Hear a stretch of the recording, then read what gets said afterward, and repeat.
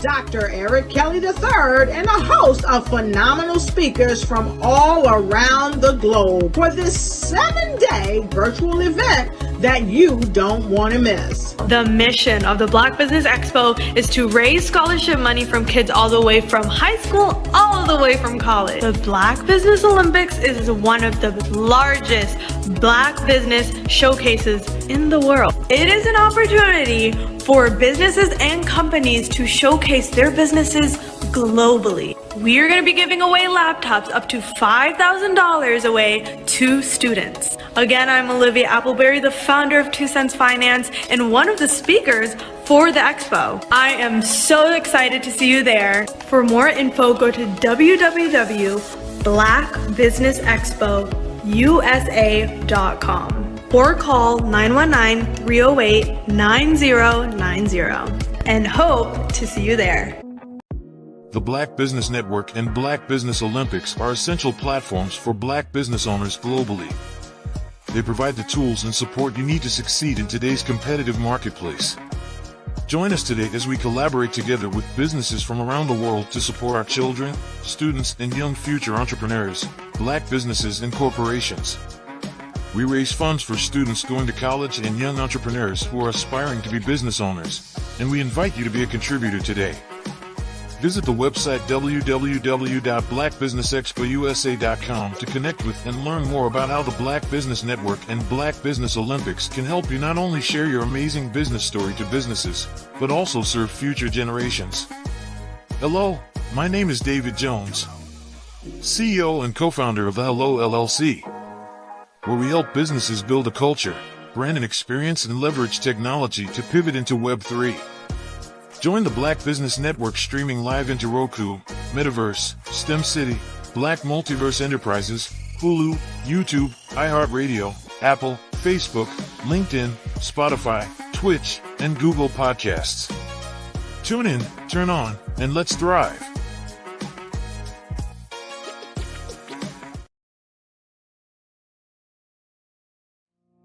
Did you know that approximately 333.34 million businesses exist today, according to a report from 2021? And you may be one of those businesses, or maybe you're not in the business market yet, but you're aspiring to be a business owner. Well, guess what? You're in the right place at the right time. Because let's face it, everything is about timing and opportunity. Hi, my name is Dr. Lotus Richey, and I'm the CEO and founder of the Lotus Richey Coaching and Consulting LLC, along with the Lotus Richey Ignite Show. 15 minutes of success with Dr. Lotus Richey, as well as books to boom your business and bring who you are. And today, I want to bring this amazing message to you about the Black Business Network and the Black Business Olympics. See, the Black Business Network and the Black Business Olympics is designed to help people just like you, that's right, that look like me, to take their business to the next level. Not just in your front yard or your backyard, but globally. The Black Business Network and Black Business Olympics is designed not to just help you survive, but to help you thrive. So join us today as we come together with businesses all around the world to support our students, our children, our young teens, our young entrepreneurs. What we do is we come together to help raise funds for students who are aspiring to be business entrepreneurs, who are aspiring and who are thriving in college. We endow them with a wonderful opportunity to gain scholarship of either a laptop or several thousands of dollars. And we invite you to help be a contributor to this amazing opportunity to help someone that looks just like you. So join us today at our website and let us connect with you and help you ignite and take flight in every area of your life on the Black Business Network and the Black Business Olympics. I'll see you on the other side.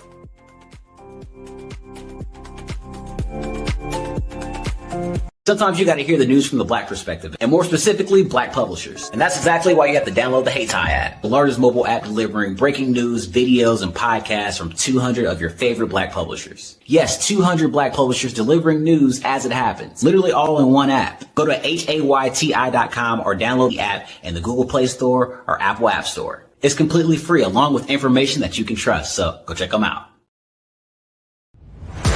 Social media is evolving. It's more vibrant, more colorful, more energetic, and so are you. It's not just photos anymore. It's video, it's audio, it's subscription.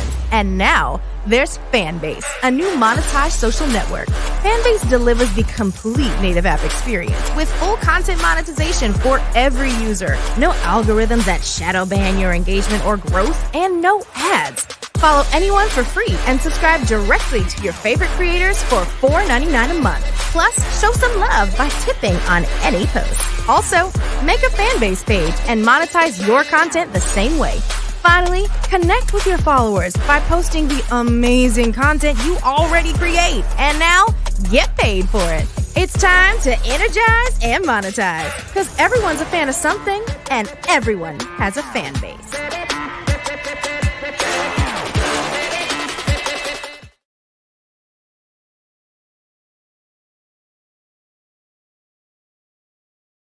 Ladies and gentlemen, and fellow professionals, please allow me to introduce myself. I am David Jones, the co-founder and CEO of the Hello LLC, where I am passionately dedicated to guiding individuals and businesses toward their own return on time investment. Time is my only competition. With over 20 years of experience as a corporate C-level executive, I bring a wealth of knowledge and expertise to the Hello LLC. My career journey has been marked by a relentless pursuit of excellence in marketing, strategy, and business management leadership. I have had the privilege of working with renowned Fortune 500 companies such as Xerox, American Airlines, Hilton, and Geico. However, what truly drives me is the transformational work we do at the Hello LLC. We are pioneering a new approach to business in the metaverse, where we empower businesses and individuals to build strong foundations, automate their processes and systems, while thriving in the ever-evolving digital landscape. More than just a 3D digital marketing agency, the Hello LLC is truly a community built on love, kindness, and integrity. We want more for you than from you. As I often say, collaboration is the new competition. In an era where time is the most precious commodity, I am here to guide you toward your own return on time investment, because if time was sold in stores, it would be sold out. With a deep commitment to excellence and a strong belief in the power of community, I don't just lead a company, I lead a movement into the future of business. Ladies and gentlemen, it is both an honor and a pleasure to be your guide on this remarkable journey. I am David Jones, and together, we will embrace a future marked by success, collaboration, and the transformative work we do at the Hello LLC. Hello stands for helping everyone live life optimally. So, let's make that pivot together and start living life optimally today. Did you know women represent just 3% of Fortune 500 CEOs and less than 15% of corporate executives at top companies worldwide? Have you wondered what the secrets are to getting into the top ranks, whether in the private or public sector? Do you want to figure out how to stop being held back in your career or passed over for promotion? Then you're in the right place. Hi, I'm Dr. Madeline Ann Lewis, President and CEO of the Executive Women's Success Institute. I have decades of experience in the military, the federal government, and corporate America, and my mission is to help women succeed and tap into their full potential. I want to reach 1 million plus women around the world to become the leaders they are meant to be.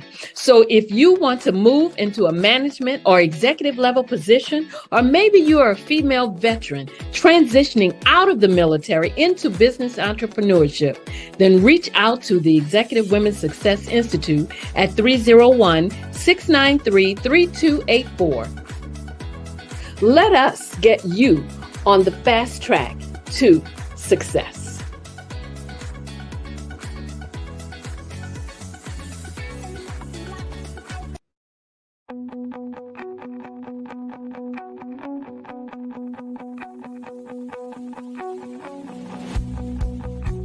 I am Black business.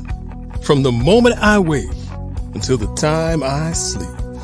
Yes, I am Black business.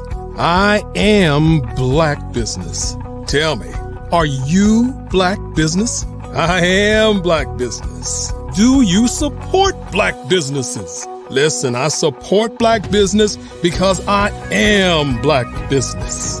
Black Business Expo, one of the largest business showcases in the history of Black business in the world.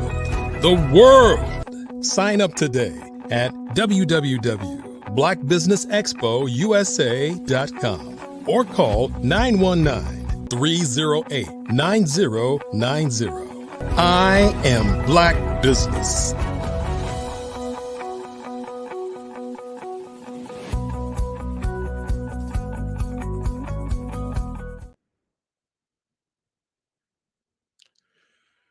Good morning, business partners, entrepreneurs, thought leaders, corporations. Welcome to the Black Business Network. My name is James Skinner. I'm a sales professional and credit repair enthusiast. And I'm going to be your host and business moderator for the morning on the Black Business Network. The Black Business Network is a 24-hour business network. It's showcasing Black businesses, Black owners, entrepreneurs, and thought leaders worldwide. We have speakers from North Carolina, London, Singapore, Japan, and cities all over the United States. The Black Business Network is a global community sharing its business knowledge to empower, inspire, and educate businesses about business. This week, we are hosting the literary edition of the Black Business Olympics, showcasing writers, publishers, agents, authors, and literary enthusiasts.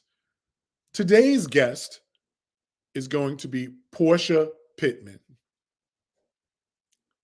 Portia served as a legislative assistant for legislators in North Carolina Senate and House of Representatives.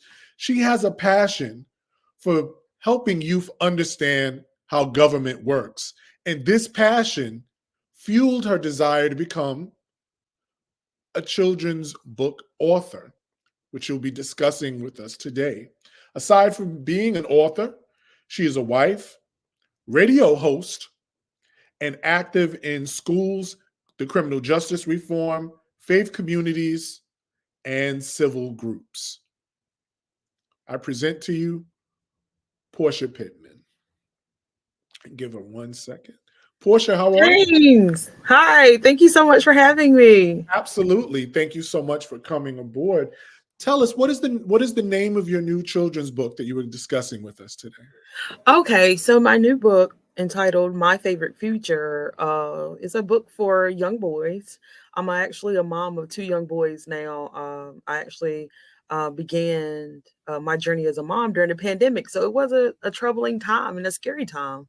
Mhm. I don't think any of us knew what tomorrow may lead to. So I decided that I was going to write a book and dedicated it to my 2 little boys so that they can see themselves in literature, because we don't have many books displaying our kids. So I wanted to show them that was possible. You mentioned in your bio that you are a legislator and you're now a children's book author. Can you give us an idea of how that experience helped fuel this passion? Well, I want to correct you, James. I am not an elected official. I do, however, work for lawmakers Right. as a Mhm. legislative assistant now in the House of Representatives.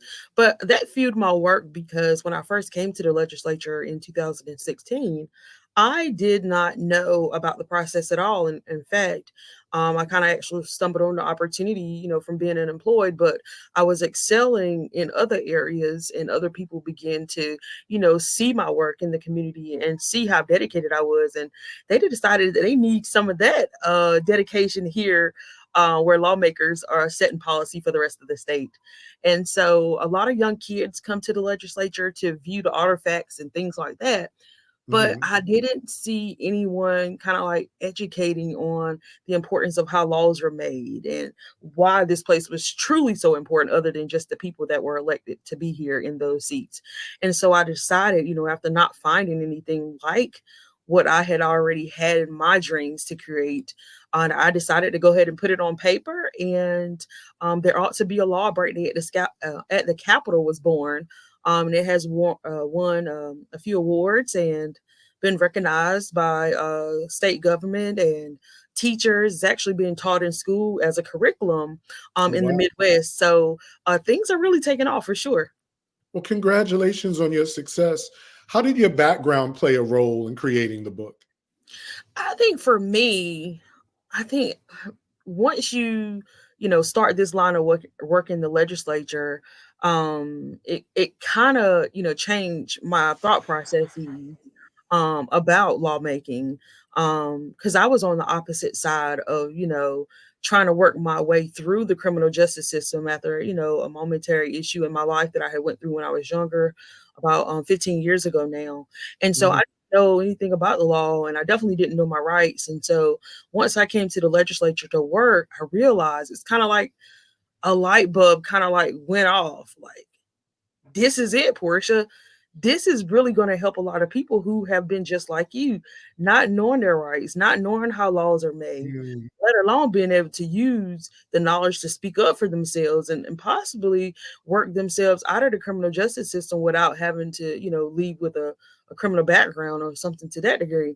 So I took my experience from, volunteering and my mentors are lawmakers, and just listening to them in the room talk about policy.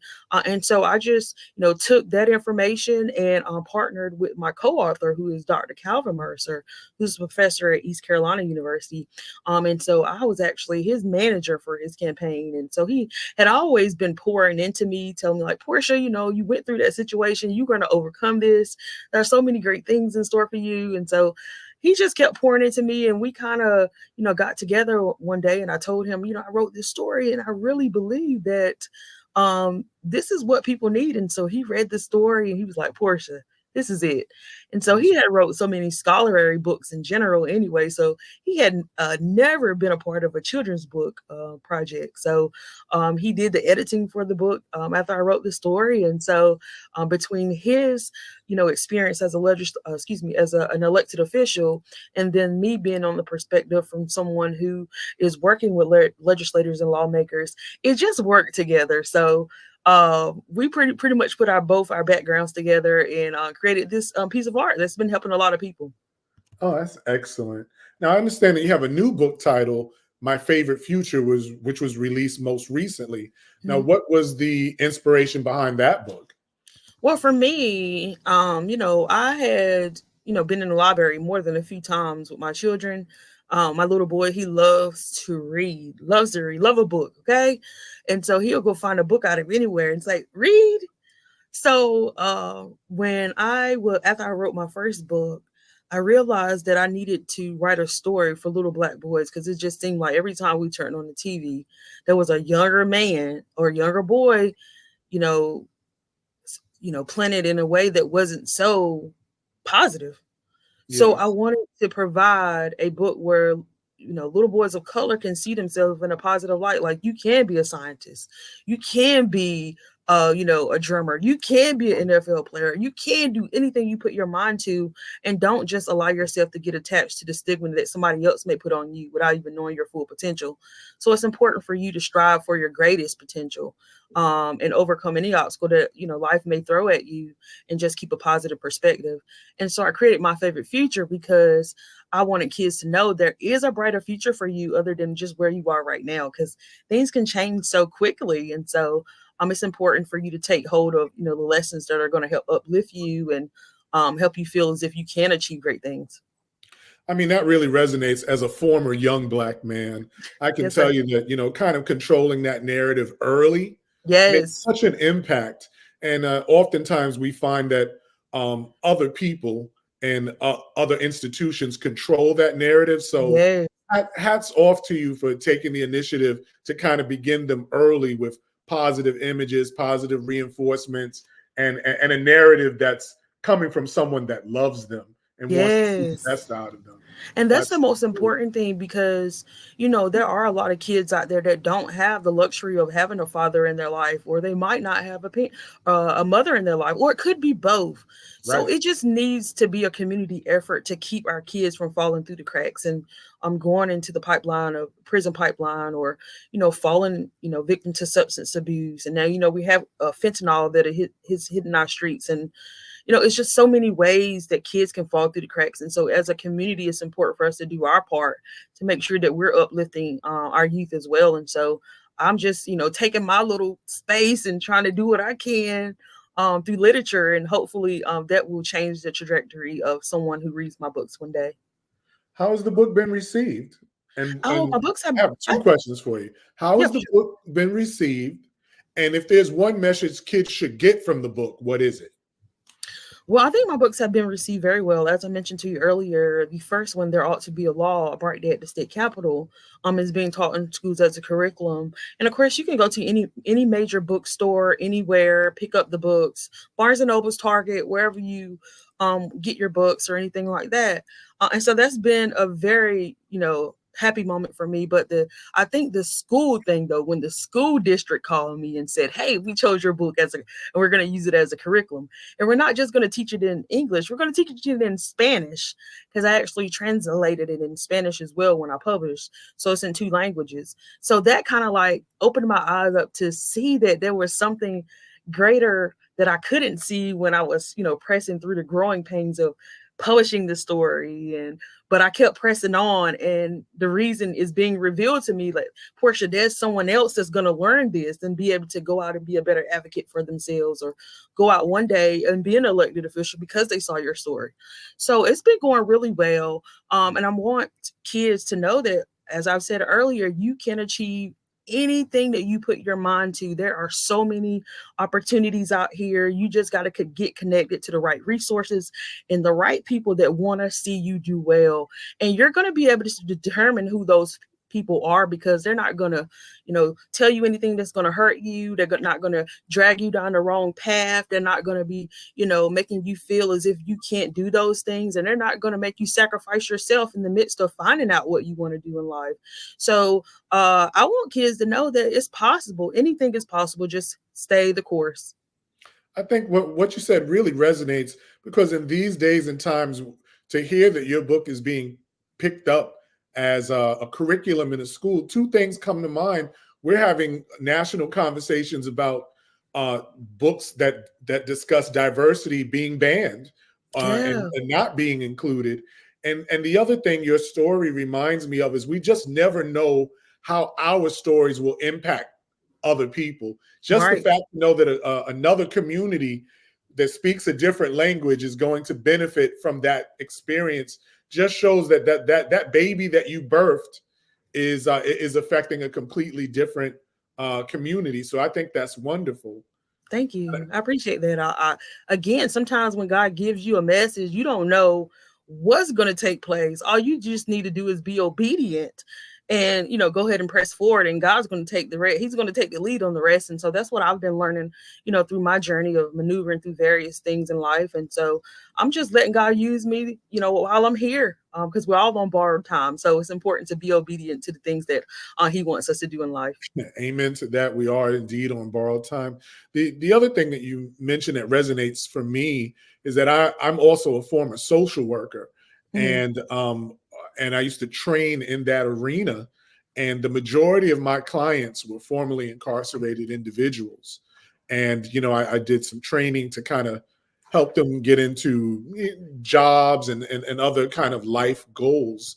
So knowing how civics and government works at the, for children and even some adults is very, very important. And that lack of knowledge has cost our community a great deal. I understand that recently the governor of North Carolina granted you a pardon. How has that changed your life? Well, for me, hearing about getting my pardon, like, really changed the direction. Congratulations, by the way, on that. Oh my God. It was kind of like starting off the year on a clean slate, literally. There has Amen been to so many, that. yeah, like there has been so many obstacles that I had to overcome with jobs and housing and health insurance and credit issues, as we talked about earlier, but it just, oh my God, I had to go somewhere and sit down for a while, like literally Just just take it take it all all in. in.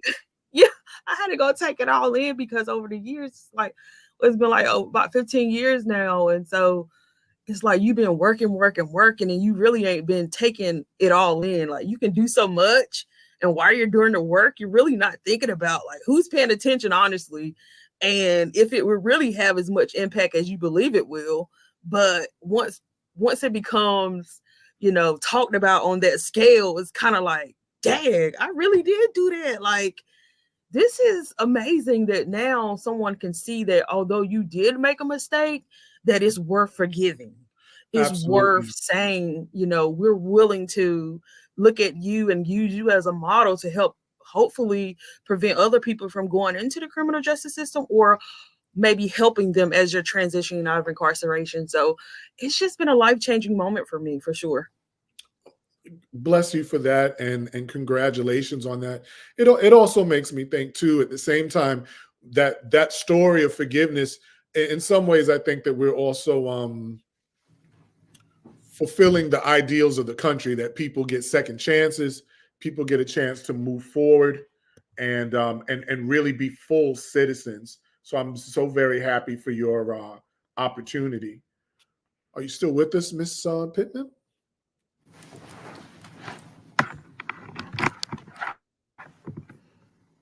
Miss Pittman? Oh, you back? Okay. James, so, for me, with that whole thing that occurred in general, anyway, like I was a young girl. So, my message is for a lot of young women out there, technology has changed. And so the way people date is changed. And so you can learn a lot about people today, more today than you could back then.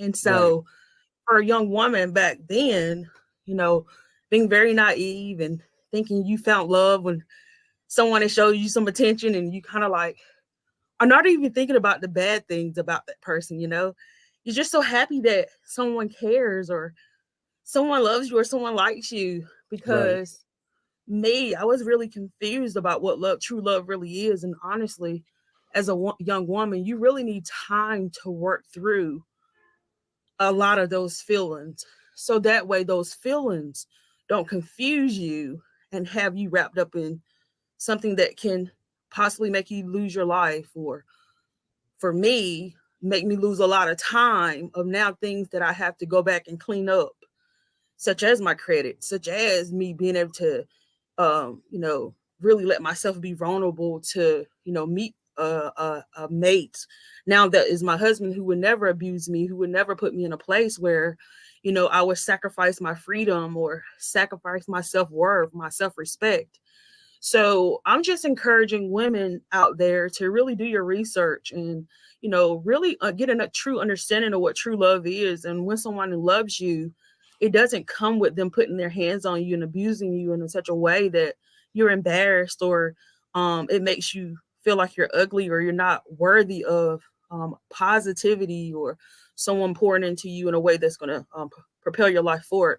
And so today I'm just encouraging women out there, do your research, but also make sure that when you're doing these dating apps and things like that, be patient. Just because, a man wants to take you out for dinner or two, be patient, give him time to actually show you that, he respects you and that, he truly wants to court you. And like the old people say, like the old school way, honestly, that's the best way to date. And so when I met my husband, he was showing me the old school way of dating. So I said, yeah, that's right on time right Easy there. And people, huh? so yeah, that's right on time. That's love for sure. And so, but it didn't come overnight. It took me years of healing and really taking myself through therapy to overcome a lot of the things that I never even spoke about.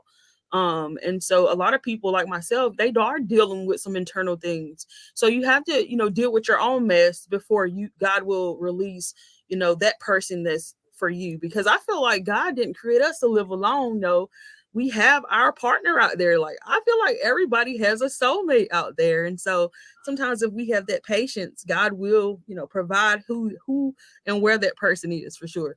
My mom used to say that there's a lid for every pot. So yeah.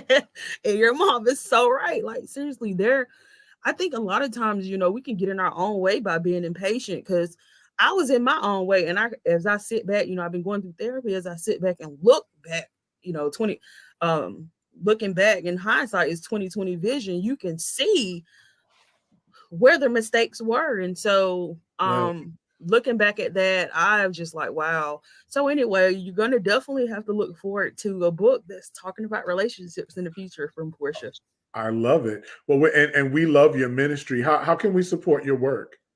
Well, I'm encouraging people to also not only just pick up those books about how laws are made, but also I want you guys to get out there and start getting engaged with some of these policymakers. That is the only way we're going to see a lot of change in our communities. And of course, I'm encouraging you to support my nonprofit work. Whenever you do purchase a book, those proceeds do go towards reentry work. Transitional housing. I actually opened a transitional house in 2023. I actually finished the renovations. Wonderful. I took a crack house that was being used for addicts who were doing crack in the house, and a whole bunch of other stuff that we won't get into. But I became an ownership of that home, and I renovated it and turned it into a transitional space. So now I have an opportunity to create affordable housing for people who really need the help, because we got to do something about homelessness and the rising cost of housing. Like, it's just ridiculous. And so again, I'm just trying to do my part with the resources God has been giving me. So I'm encouraging you to check out my website at brightbooks.org, or check out my nonprofit at ncreentryinnovators.org. That's ncreentryinnovators.org for more information on that. That's just amazing work, and given your specific journey, the fact that you've turned around that situation and to help other folk that are in bad circumstances really says a lot about you. Something that really resonated too when we talked about the reentry work and people who have things on their record, it seems like they're affected even more with homelessness, recidivism, drug use, because they don't have the social cachet to get past certain hurdles, because they have problems finding work and resources. So I'm so happy that your nonprofit addresses some of that.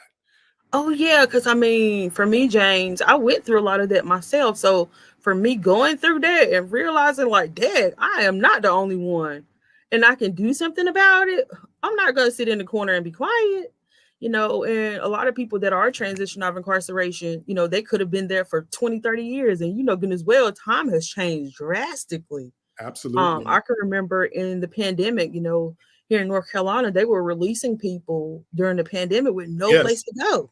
Right. So there were a lot of people that were on the streets or either committing crimes to go back to prison for those 3 hot meals in a cot. Absolutely. Okay.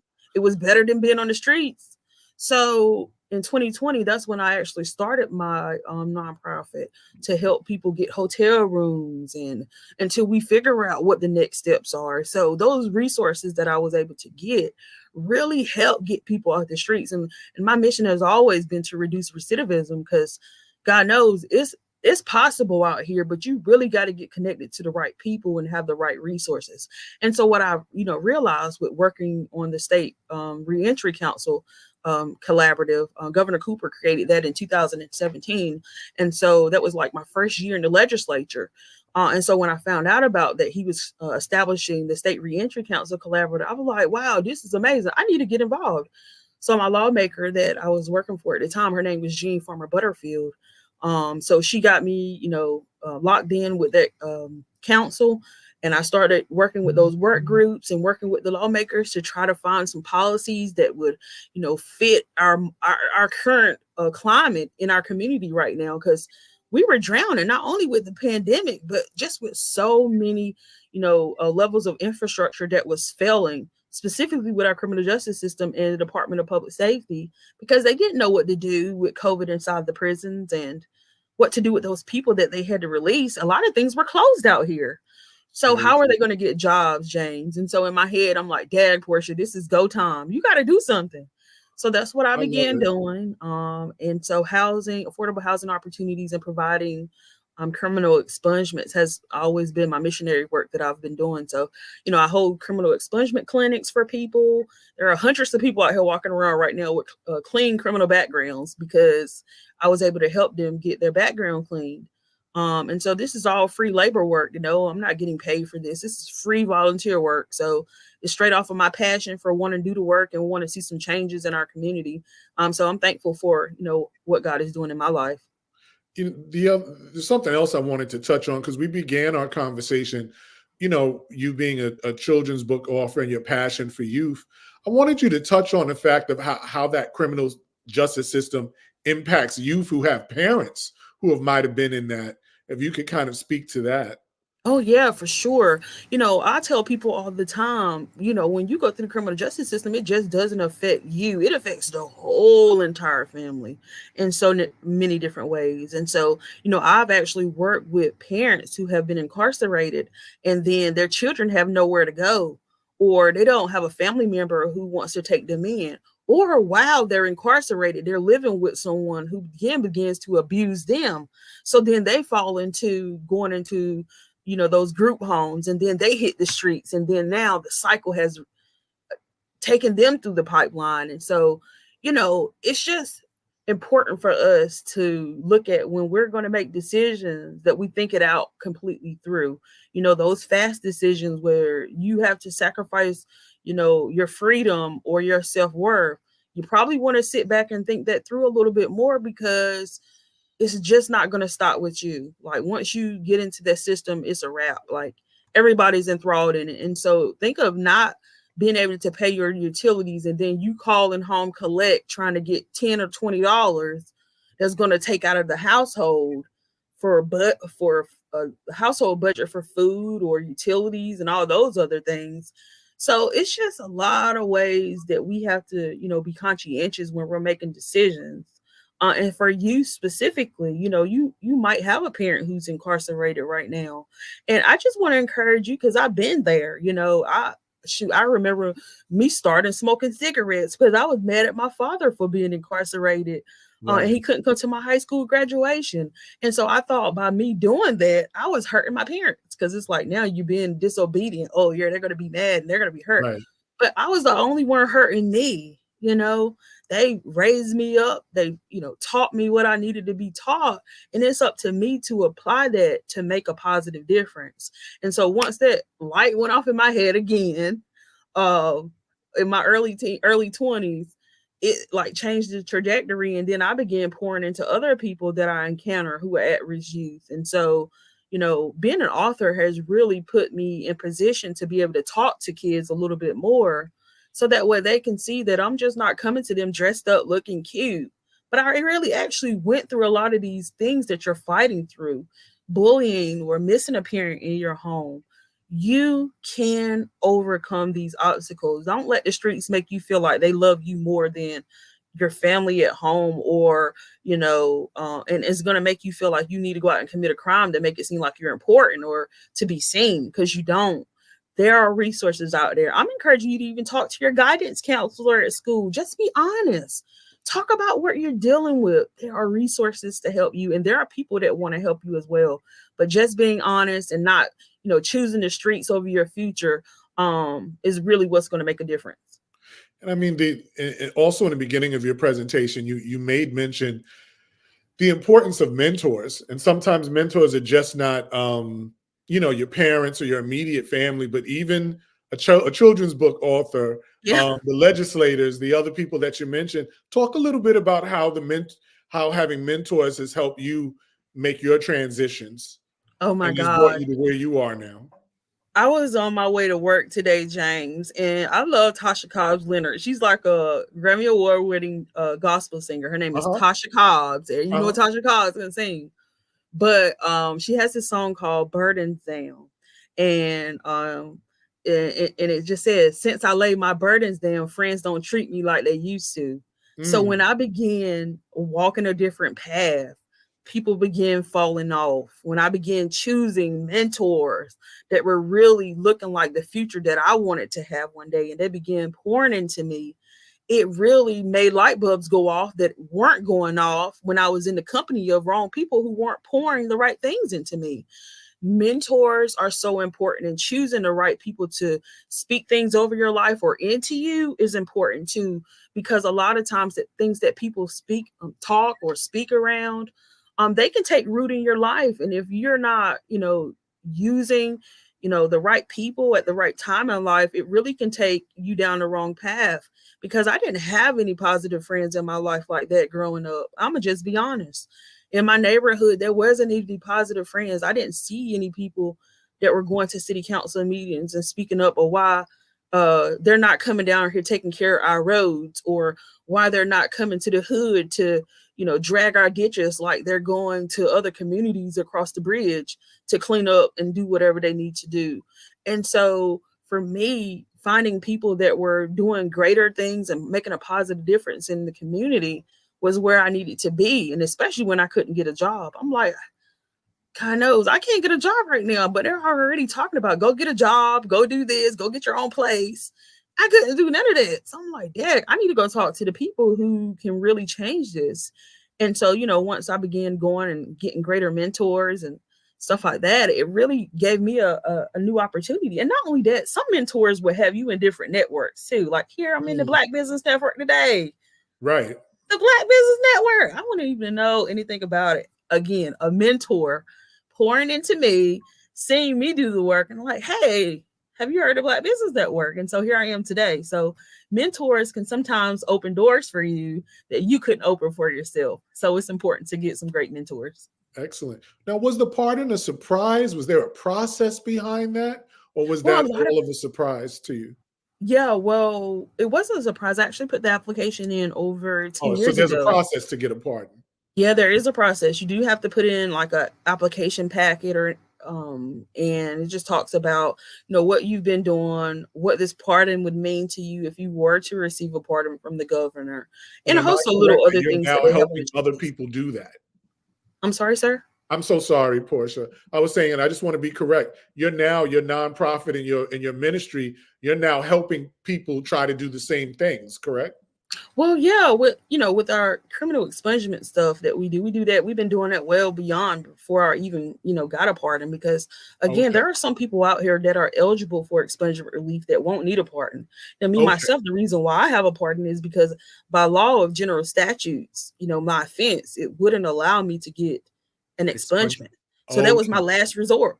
So am I going to sit here and I'm like, keep it, or am I going to go after getting a pardon? So, I'm going to go after pardon, at least try. There aren't a lot of people that do get a pardon. It is a lengthy process. It's not something that takes place overnight. And in fact, if you are going to be applying for a pardon, I would encourage you to lead the life that you are going to be putting on black and white.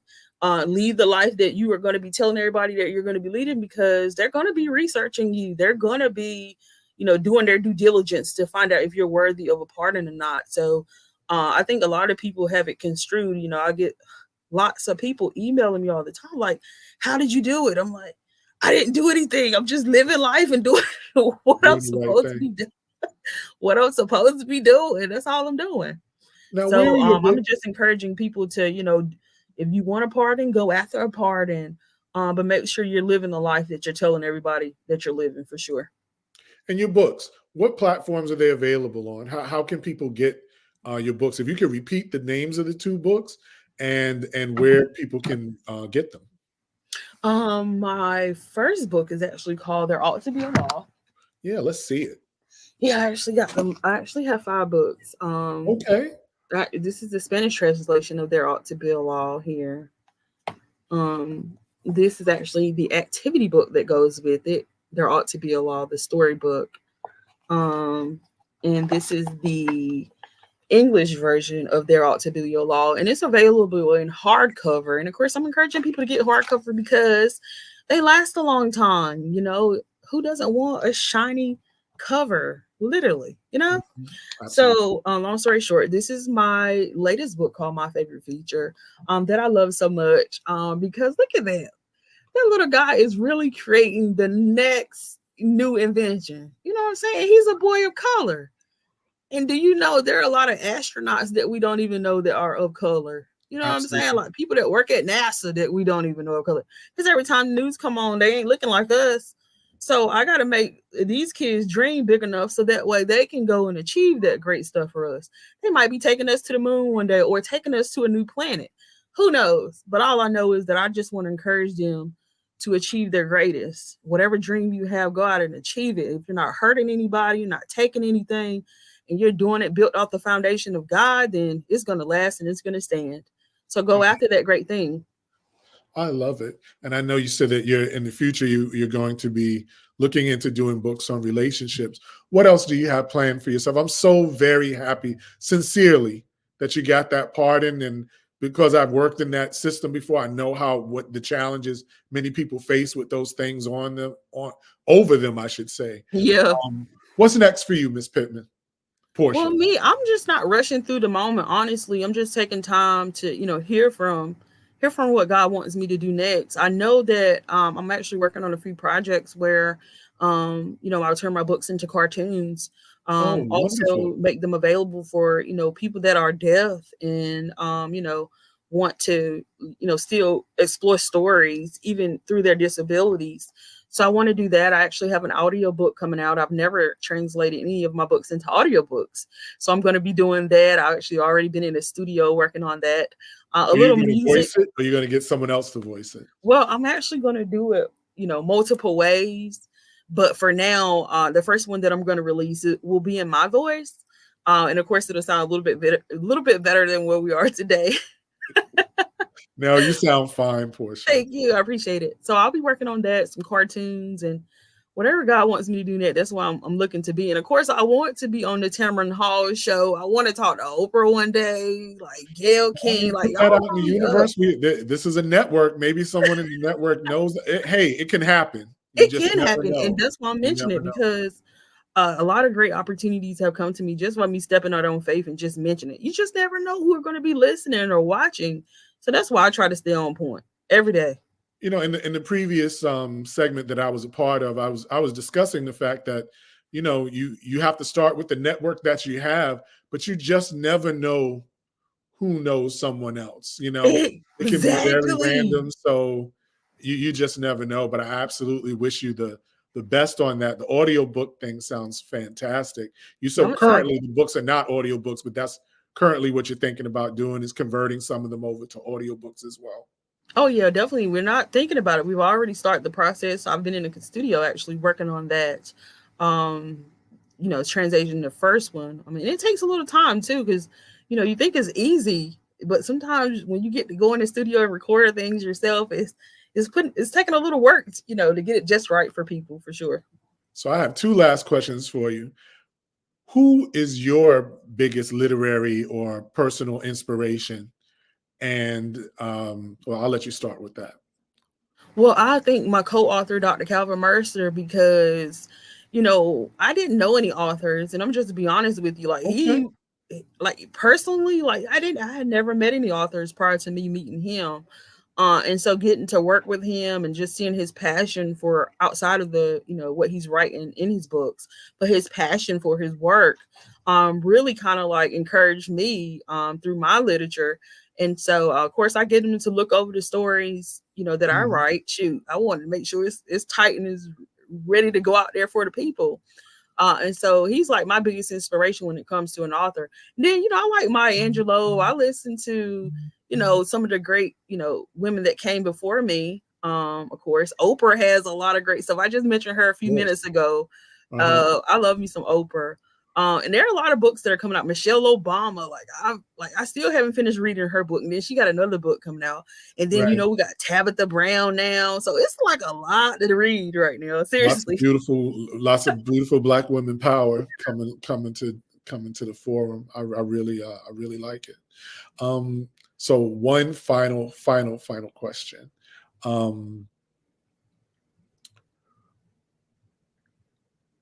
is there anything you would have done differently had you had the chance with this journey that you found yourself on? Was there anything you would have done differently? Oh my God. I think for me, if I could have done anything differently, it would have been to prevent making a mistake that I did, when I was in like 21. If I could change that where I never needed a pardon, I would have been happy. But I'm still happy now. I'm still happy with the journey God did take me on because, I've been really putting my best foot forward, like really committed to this. Like my heart is in what I'm doing, and the changes that have been much needed probably would have been brought up or, talked about it in spaces that it needed to be talked about had I not had the lived experience of some of this stuff. And so I'm just thankful for what I did go through because it helped mold me and prepare me. Who knows? I may have never even became an author. I Right. never Right. probably would have even found about the legislative process or even pursued the whole lawmaking thing. I can think about as I was a little girl, I dreamed of being a lawyer, but because of the way life was lifing or whatever the case may be, I didn't pursue that at the moment.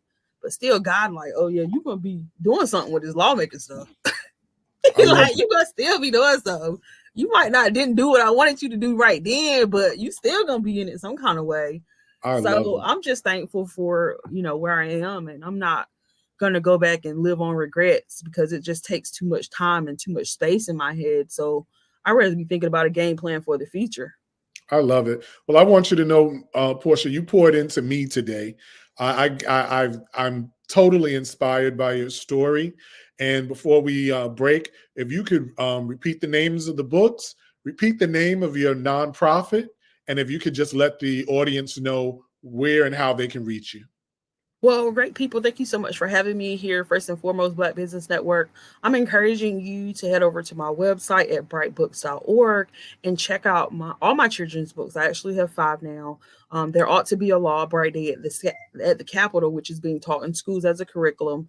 And my favorite feature, which is a great book that I have to encourage little boys of color. There's actually a coloring book that goes with that too that has affirmations. So I want kids to speak power over their lives. And so you can actually go and check that out. And of course, my nonprofit is ncreentryinnovators.org, where you can check out all the reentry work I'm doing. And if you need any criminal expungements, hit me up because they're available. Okay. Thank you so very much, Ms. Pittman. Genius is common, and I'll see you on the other side. Thank you. You too. The Black Business Expo's mission is to raise funds for high school seniors going to college or K through 12 entrepreneurs. This expo is a fundraiser for students. You may go to www.blackbusinessexpousa.com to donate to the scholarship fund or use the Cash App that's on the screen below and say $BBX USA. Our goal is to give laptops and up to $5,000 to 10 students. Students, you can register online at www.blackbusinessexpousa.com. Every dollar counts. So we want to remind you to donate to the scholarship fund. And we also want to take this time to thank our sponsors. We want to thank our Black Business Expo USA sponsors for February 2024. NC 100, Moody's Capital Partners, Suede Soul, Lotus Ritchie, Coaching and Training, Carolina, Virginia Minority Supplier Development Council, Step Management, BHS and Associates, Margie McLean Foundation Incorporated, Hello LLC, Genius is Common, Earth Essentials, Mullane Shaney Global, Executive Women's Success Institute, The Quality Coaching Company, Superwoman Business Services, Creative Force Studios, Lee Entertainment, Artist App Design, Black Business Expo USA. Genius is common, and I'll see you on the other side.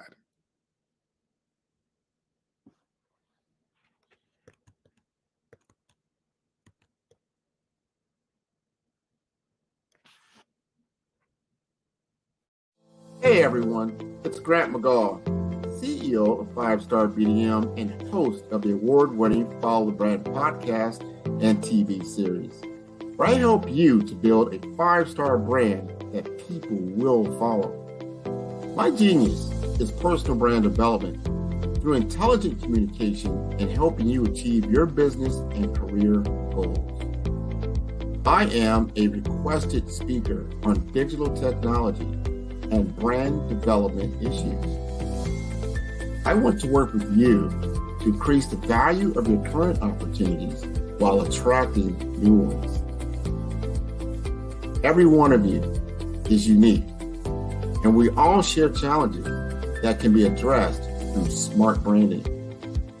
As a super connector, I work with you as an executive coach to guide you along the complicated business and career development road, providing the enhancement tools and information you need to succeed.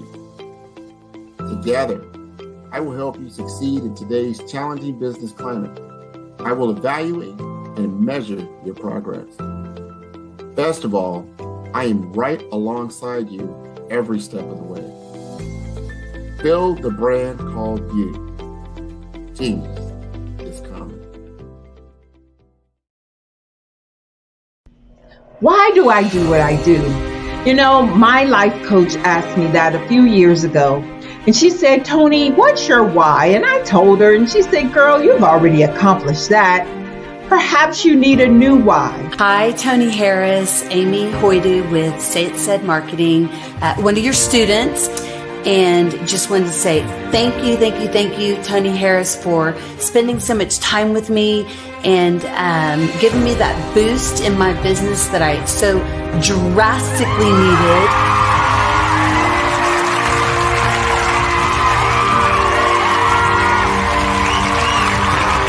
My why is to touch, move, and inspire my clients to take drastic steps to be better than they were before they met me.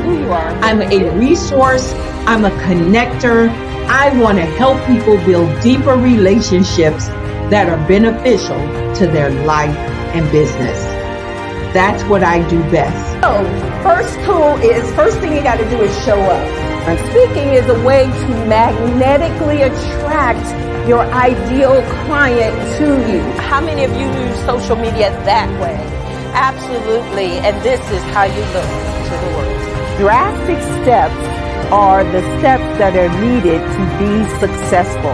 And my business is drastic denotes a mindset. Getting out of your comfort zone. Doing something that you don't necessarily feel comfortable doing, want to do, but you know it's a necessary step to be successful in your business. I get the most satisfaction when I see my connections flourishing into relationships long after I am gone. Hi, my name is Jasmine Augustine with Media Jasmine, and I've joined several networking and referral groups in the area. And Network in Action Northeast Houston with Tony Harris Taylor is one of the best organizations that I've joined. I love that piece of what I do, and it is what fuels my fire.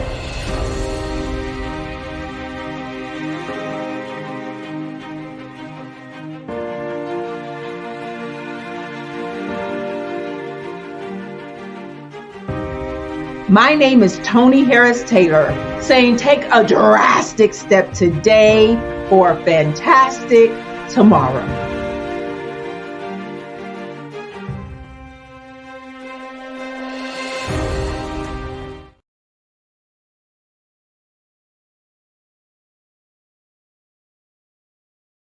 Phenomenal Tanya T. Wise, who is here from the great state of Maryland. Tanya, welcome and thank you for being with us today. Can you indulge our audience a little bit and tell them just a little bit more about who you are and what it is that you do? Well, I love being able to talk to people and have a magnetic attitude, being able to just show them. So I always like to say, level up is Coach at Tanya T. Wise here.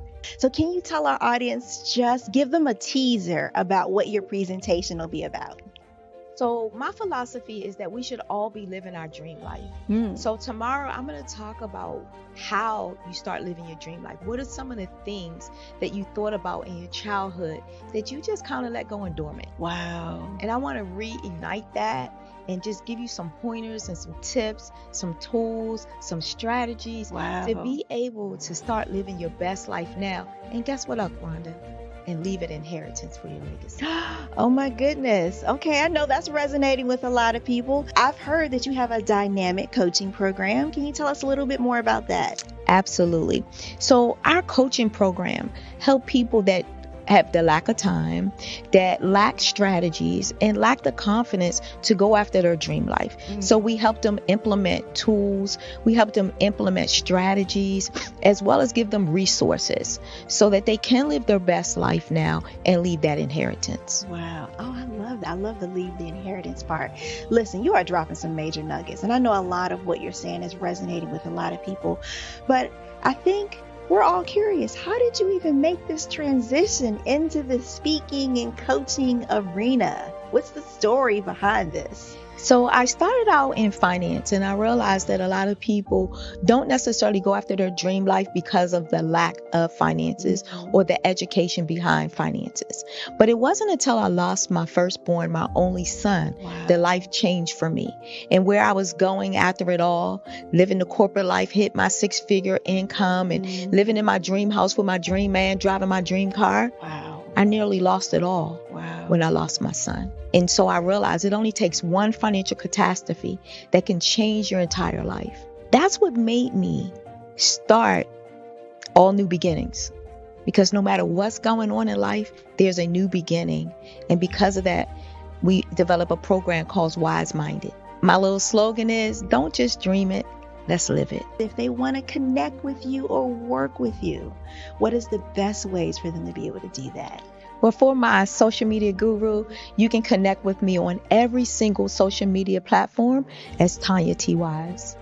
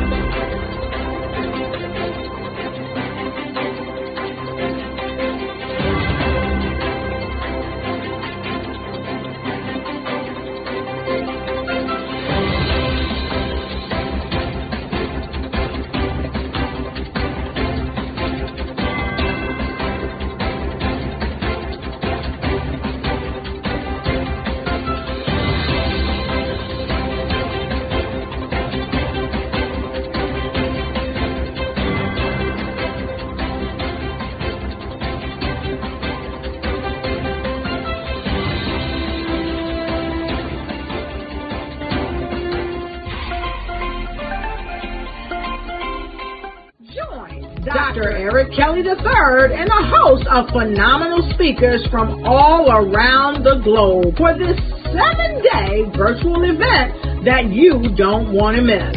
The mission of the Black Business Expo is to raise scholarship money from kids all the way from high school all the way from college. The Black Business Olympics is one of the largest Black business showcases in the world. It is an opportunity for businesses and companies to showcase their businesses globally. We are going to be giving away laptops up to $5,000 away to students. Again, I'm Olivia Appleberry, the founder of 2 Cents Finance and one of the speakers for the expo. I am so excited to see you there. For more info, go to www.blackbusinessexpousa.com or call 919-308-9090 and hope to see you there.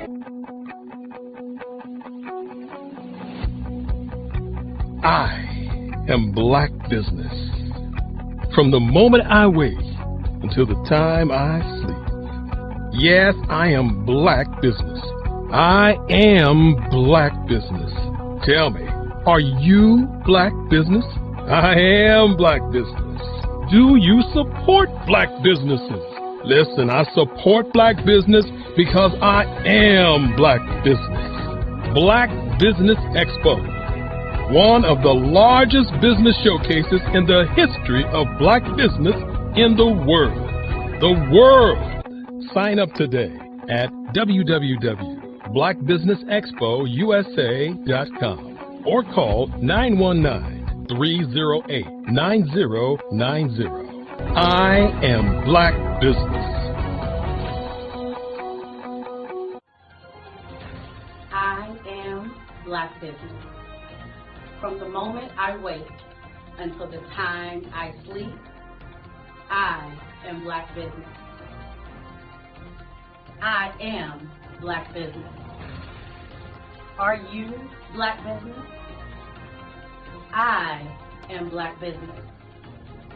Do you support Black businesses?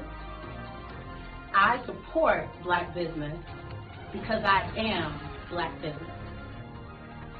Black Business Expo, one of the largest business showcases in the history of Black America in North Carolina. Join Dr. Eric Kelly III and a host of phenomenal speakers from all around the globe for this 7-day virtual event that you don't want to miss. The mission of the Black Business Expo is to raise scholarship money from kids all the way from high school, all the way from college. The Black Business Olympics is one of the largest Black business showcases in the world. It is an opportunity for businesses and companies to showcase their businesses globally. We are going to be giving away laptops up to $5,000 away to students. Again, I'm Olivia Appleberry, the founder of 2 Cents Finance and one of the speakers for the expo. I am so excited to see you there. For more info, go to www.blackbusinessexpousa.com or call 919-308-9090 and hope to see you there. I am Black Business. From the moment I wake until the time I sleep. Yes, I am Black Business. I am Black Business. Tell me, are you Black Business? I am Black Business. Do you support Black businesses? Listen, I support Black business because I am Black Business. Black Business Expo, one of the largest business showcases in the history of Black business in the world.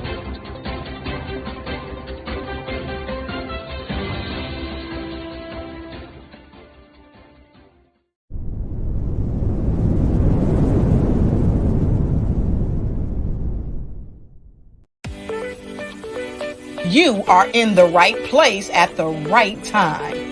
The Black Business Network opens again for its Black Business Olympics, a 24/7 broadcast on business, strategies, global branding, social media marketing, finance, advertisement, and much, much more. Featuring the top, most powerful entrepreneurs and speakers and thought leaders from all around the world as they gather together for this phenomenal event. Join the Black Business Network streaming live into the metaverse, STEM City, USA, Black Multiverse, Pod TV, Roku, Hulu, iHeartRadio, Apple TV, YouTube, TikTok, Instagram, Google Podcasts, Facebook, LinkedIn, IBM TV, Spotify, and Twitch. Tune in today and be a part of. Attention all entrepreneurs and companies. Are you looking for reliable and efficient virtual assistance and back office support to help you manage your business tasks? Look no further than Superwoman Business Services. Our team of virtual assistants provides a full range of administrative support services, including operations management, social media marketing, and much more. We also offer website design services to help you create a professional online presence that reflects your unique brand. In addition to administrative support and website design, we offer business development and structuring services to help you grow your business and achieve your goals. We'll work closely with you to identify areas of improvement and develop a customized plan to help you reach your full potential. At Superwoman Business Services, we understand that running a business can be overwhelming and time-consuming. That's why we're here to help you fly high and achieve success. Our virtual assistants are highly skilled, experienced, and dedicated to providing you with the support you need to thrive. Come fly with us and take your business to new heights. Let us help you become the superhero entrepreneur you are meant to be.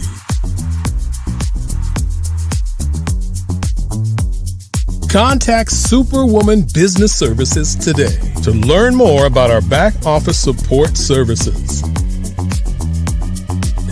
Over the past few years, we've seen the growth of existing and new initiatives focused on financial inclusion, building global networks, and reducing the wealth gap in response to the idea there's not enough seats at the table.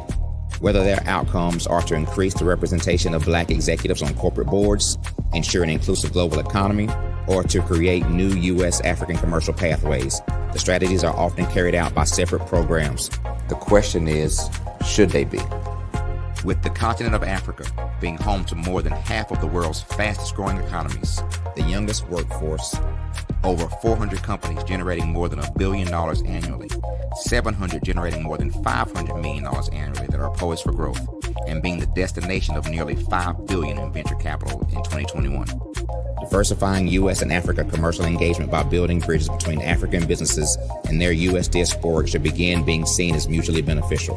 From helping to reduce Africa's enormous capital gap to catalyzing two-way trade opportunities, the COVID-19 global pandemic hopefully has taught us that global challenges and opportunities are more interconnected than we thought. During the pandemic, African companies like Unicorn Flutterwave, insurance provider Reliance Health, ride-hailing app Yasir, and 54Gene, the continent's first bank of DNA on people of African descent, proved that when African companies have access to networks, capital, and information, they grow big, grow fast, and create solutions that are valuable to the world. This is why Be Direct was created. We are the first U.S.-based but African-centric board preparedness and board search company designed to connect U.S. Black talent and corporations to African businesses.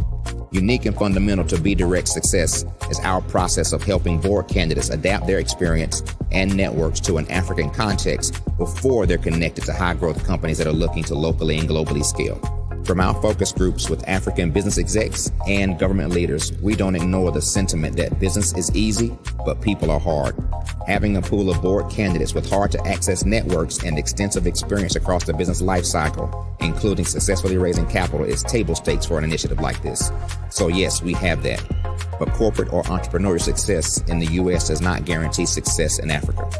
Developed alongside industry partners on the continent, our training program, Be Direct Prep, is designed to transpose their experience to create cultural comfort, understanding, and a commitment to helping businesses in Africa scale. Our board governance sessions are African, continental, and country-specific, integrated with cultural awareness and dexterity training, masterclasses led by African industry execs, and mentoring and coaching from African continental-based facilitators.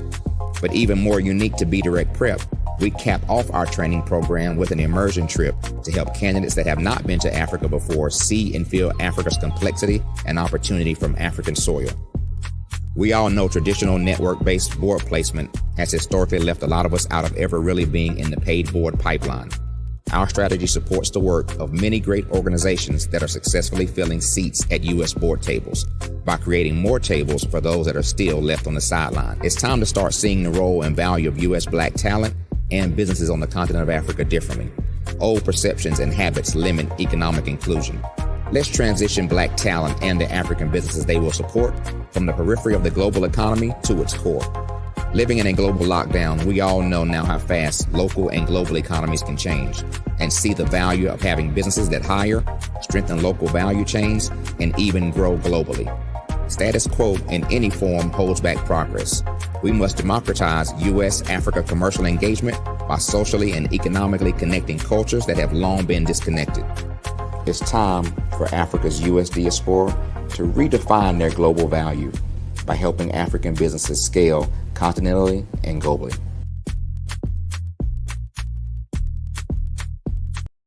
I am from Washington, D.C., but I was raised in Durham, North Carolina. I came to Durham when I was about 5 or 6, and then I traveled back and forth to D.C. because it's where my people are from. One of the unique things about my family is my mother, she's also an artist. She does quilting, and she does a lot of artistic things. And then my son, he draws with both hands, his right hand and his left hand like I do. So that's kind of a family trait. And then my other son, he's a videographer, and my daughter, she works, she's a regional vice president for Sunglass Lab. When you start out drawing and sketching, you want to continue to explore, each avenue. I do pastels, I do pen and ink, I do painting, I do acrylics. I haven't done oils yet, but I try to do all facets of art. What I say to a lot of times to people is, you can't put yourself in a box when you're an artist. You have to explore. And over the course of my life, I've tried to explore different mediums. I also do sculpture as well.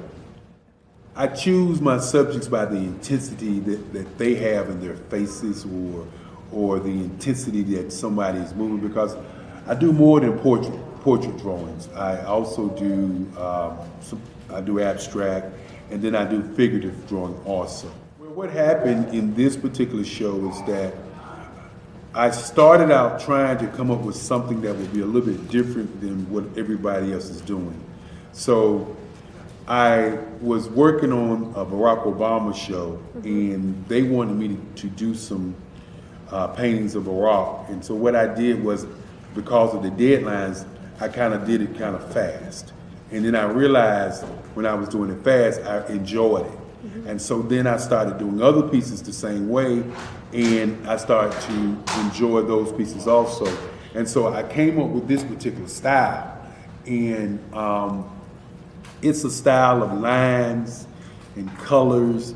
And what's interesting is that when I was in college, I did a show called Lines, Colors, and I talked about the boldness of the blacks, the hotness of the whites, and this is how this has come about, later on in my life. And the colors comes from a lot of the entertainers that I work with, where they wear different colors. They don't wear, your plain reds or your whites. They wear different colors, and so that's also another piece of what's giving me the colors. The subtitle of this show is Faces That Speak Life. That's real critical. Faces that speak life. Each one of these pieces is a life source and a life energy that's being put on display for people that are looking at it. I always say in terms of my art, it's not important that I draw them. It's important what you get out of what I draw. I don't try to just draw it because you like it. People wanted me to do prints. I didn't do prints. People asked me to do different people, but the people that I choose are people that make a difference in the lives of people in the world. So the human landscape idea was, again, as I say, the lines represent your emotions, it represents your ideas, and it represents your journey as a human being. And that's why you get the different pieces and the different looks. And as you notice, I try not to do one look that looks alike another look. And that's what's the most important part of this show.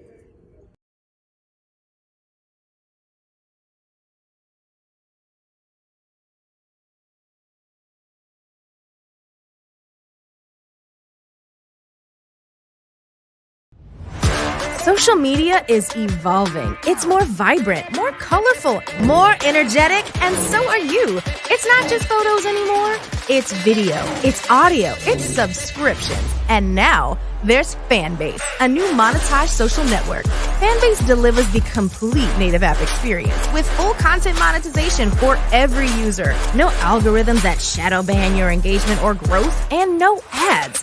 Follow anyone for free and subscribe directly to your favorite creators for $4.99 a month. Plus, show some love by tipping on any post. Also, make a Fanbase page and monetize your content the same way. Finally, connect with your followers by posting the amazing content you already create. And now, get paid for it. It's time to energize and monetize, because everyone's a fan of something and everyone has a fan base.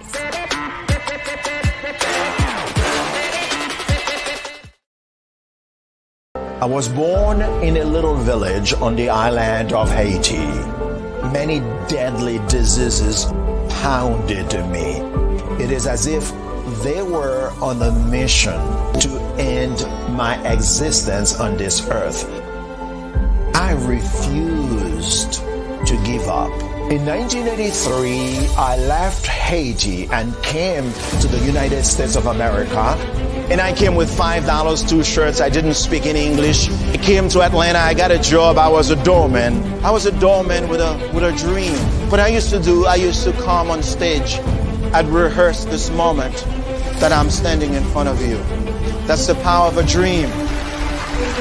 Maybe today is the day you begin acting as if you already have it. And then step out with full force. Take a risk. No condition is permanent. Don't let your situation distract you. You are chosen.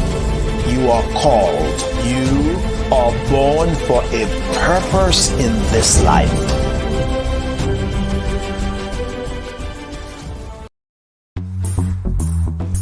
Attention all entrepreneurs and companies. Are you looking for reliable and efficient virtual assistants and back office support to help you manage your business tasks? Look no further than Superwoman Business Services.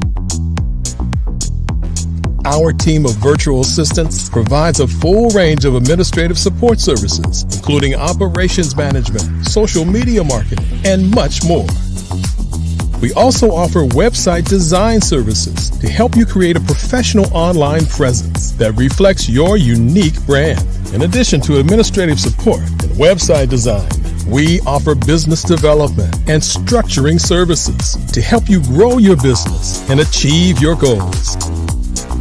We'll work closely with you to identify areas of improvement and develop a customized plan to help you reach your full potential.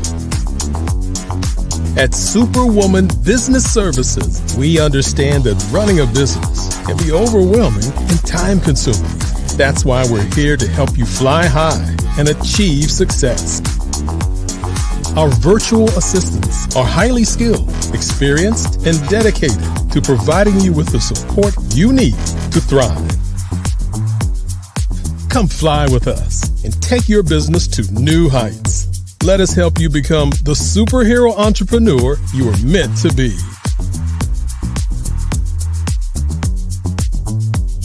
Contact Superwoman Business Services today to learn more about our back office support services. Come fly with us and take your business to new heights.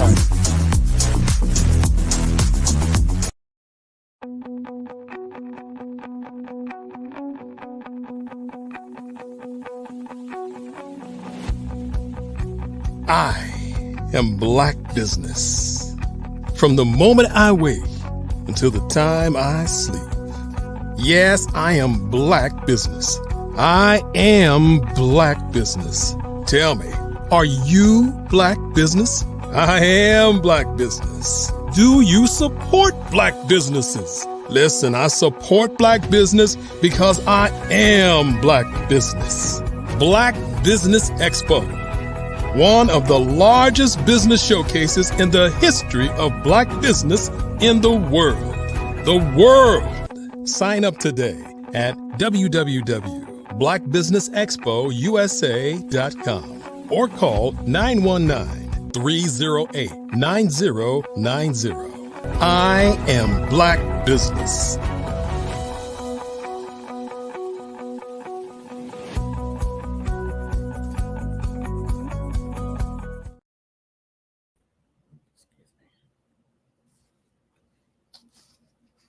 Good evening, business owners, entrepreneurs, thought leaders, and corporations. Welcome to the Black Business Network. My name is Pamela Kelly, and I am your business moderator for this afternoon on the Black Business Network. The Black Business Network is a 24-hour business network showcasing Black businesses, business owners, entrepreneurs, and thought leaders worldwide. We have speakers from North Carolina, London, Singapore, Africa, Japan, and cities all over the United States. The Black Business Network is a global community, sharing its business knowledge to empower, inspire, and educate businesses about business. This week, we are hosting the literary edition of the Black Business Network, showcasing writers, authors, speakers, publishers, agents, and literary enthusiasts. Actually, I'm going to switch hats shortly because the keynote speaker today is myself. And to begin, again, my name is Pamela Kelly. And besides serving as moderator today, I am the owner of I Prep to Thrive here in North Carolina. And we are a preparedness organization. And to elaborate on the word preparedness, it's a life cycle preparedness organization. So I'm not a doomsday prepper, and I will give you some background later on why I distinguish between doomsday preppers and what I consider life cycle prepper. I Prep to Thrive offers resources and services and tools to concentrate on what I call tier 1 preparedness, and that is to achieve a basic and essential preparedness to meet daily challenges and to bounce back even from survivable at-risk events. So what does that involve? It involves really having your financial preparedness established. So as an innovator in technology, and my background covers a lot of areas in technology, I have, over the past 30 years, acquired experience in computer-aided design architecture, website design, and most recently, mobile app development. So part of my journey going back in 1996, and this explains why I'm very much involved in preparedness, Hurricane Fran, as some of you may recall, was in 1996. And at that time, I had 2 young children and a house to maintain. So during a period of 2 weeks, we did not have any power, had water, but basically no heat. And fortunately, that was in the midst of the summer. But that was an experience where I was pretty much at the mercy of just whatever resources I had financially and strategically, which was not very much. But by the grace of God, and that's part of my arsenal, that no matter what, when you believe that the Lord is really by your side, you can get through anything. But from that experience, I realized that I needed to do better. As far as being financially and strategically prepared. So really August of 1996 is when I became a life cycle prepper, as opposed to a doomsday prepper, someone who is planning for the apocalypse. And I believe that that's something that we cannot prepare for. You can prepare for it spiritually, but things like that are really in the Lord's hand. But daily challenges, especially in the community of which I have a kinship, the African American community, there are challenges that we go through on a daily basis. So one of those are definitely financial challenges. And as we have entered the pandemic, the post-pandemic area, it's become clear that every community is financially challenged. So fast forward to 2020, when the pandemic occurred, I was actually able to weather it to an extent because of some habits that I had developed early on, again, from 1996 up until that time. And one of my experiences that really emphasizes the need to be financially prepared is that at the very least, we all have to have a financial, an emergency cash stash. So out of my mobile app experience, I developed a tool called 5-10-10-75, which I make available on my website. And what it does is when you enter an amount in the app, it automatically splits up your income in 4 buckets, 5, 10, 10, 75, which adds up to 100. So it helps the user to really begin to look at their spending habits and what one does over a period of 30 days when you enter your income, whatever it is, in the app. It shows you just where you are spending too much and need to make some changes. So in terms of emergency planning, to have a cash buffer, that is where you start. That's called Tier 1 preparedness. Also, I provide information on how to establish a 21-day food pantry. So I provide a lot of resources within my business organization at ipreptothrive.com that really focus on what I call Tier 1 preparedness, because you have to get your money right just in terms of at-risk events and daily life challenges before you can move on to those other tiers of preparedness, such as using additional discretionary income for investing or retiring. It's very hard to get to those upper tiers of planning in life when you don't even have an emergency fund. So that for me presents a nice niche of opportunity to provide information to people. And once they reach that milestone of having a emergency cash fund, then you can begin to progress to the other tiers of financial planning. So I kind of like to stay in my lane because that's what I know best, and that's where, what comes from my personal experience. So again, 2020 was a challenging year for everyone. I was able to get through it just from some habits of stocking away and being prepared as far as supplies and having a cash stash. And then recently, I've also developed apps that facilitate people communicating with one another, especially when there is no internet access. Because those are the most important things are, again, your cash stash. You have to have some kind of communications plan. And again, you have to have enough to sustain you over a period of 21 days. Again, those are my areas of expertise as far as preparedness. And when you begin to develop a habit of preparedness, then you begin to see that you're not missing opportunities. You're able to sleep better at night. So one of the things that I have engaged in recent years was really to host an event, which is upcoming next April, which was a planning opportunity, a planning experience for people involved to use that information to be able to save not only for emergencies, but now that you have additional resources, you can save for things like taking a trip.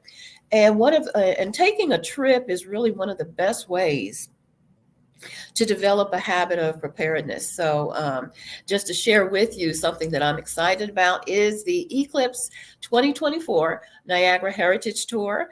And all of this information is available at my website, ipreptothrive.com. But we will be hosting a marvelous event April 6th through 8th in another 45 days, less than 2 months, where we will be traveling to Niagara Falls to witness an eclipse, but also that area has a very rich African-American history, which I'm sharing now because it is African-American History Month. And there's no better time than February or every day of the year.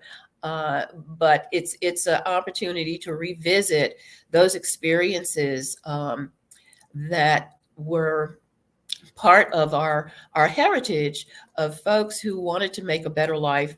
And I call them futurists. For instance, Harriet Tubman, Frederick Douglass, the Niagara movement. If many people are not familiar with that, but W.E.B. Du Bois put together a group of people who wanted to develop an economic plan that is very much compatible with my use of 5, 10, 10, 75. In other words, churning our dollar. And I need to put in a plug for Dr. Kelly, because he's very much part of this narrative of churning our dollar in the African American community. So I am thrilled to host an event that is relevant to preparedness, that's relevant to economic preparedness, especially with regard to the African American community. And you all are able to take advantage of opportunities that are at my site, where I do things that I try to structure it so that it is a win-win for people who visit the site, take advantage of my resources, such as being a member. You are able to learn preparedness skills. And one of those skills is that I am an amateur radio operator, which is one of those skills that is so needed in the African American community. We do need more amateur radio operators, because when there are at-risk events, when stuff hits the fan and communications are disrupted, amateur radio is one of those skills that becomes essential. So there's just a plethora of preparedness resources at iPrep to Thrive. And so I welcome everyone to visit ipreptothrive.com to take advantage of the mobile apps that I have available that can assist with beginning to save for a preparedness fund that conveniently split up your dollar so that it's easier to do that. I have saving schedules, and I look forward to speaking with some of you just to provide additional mentorship on using some of those tools and taking advantage of learning.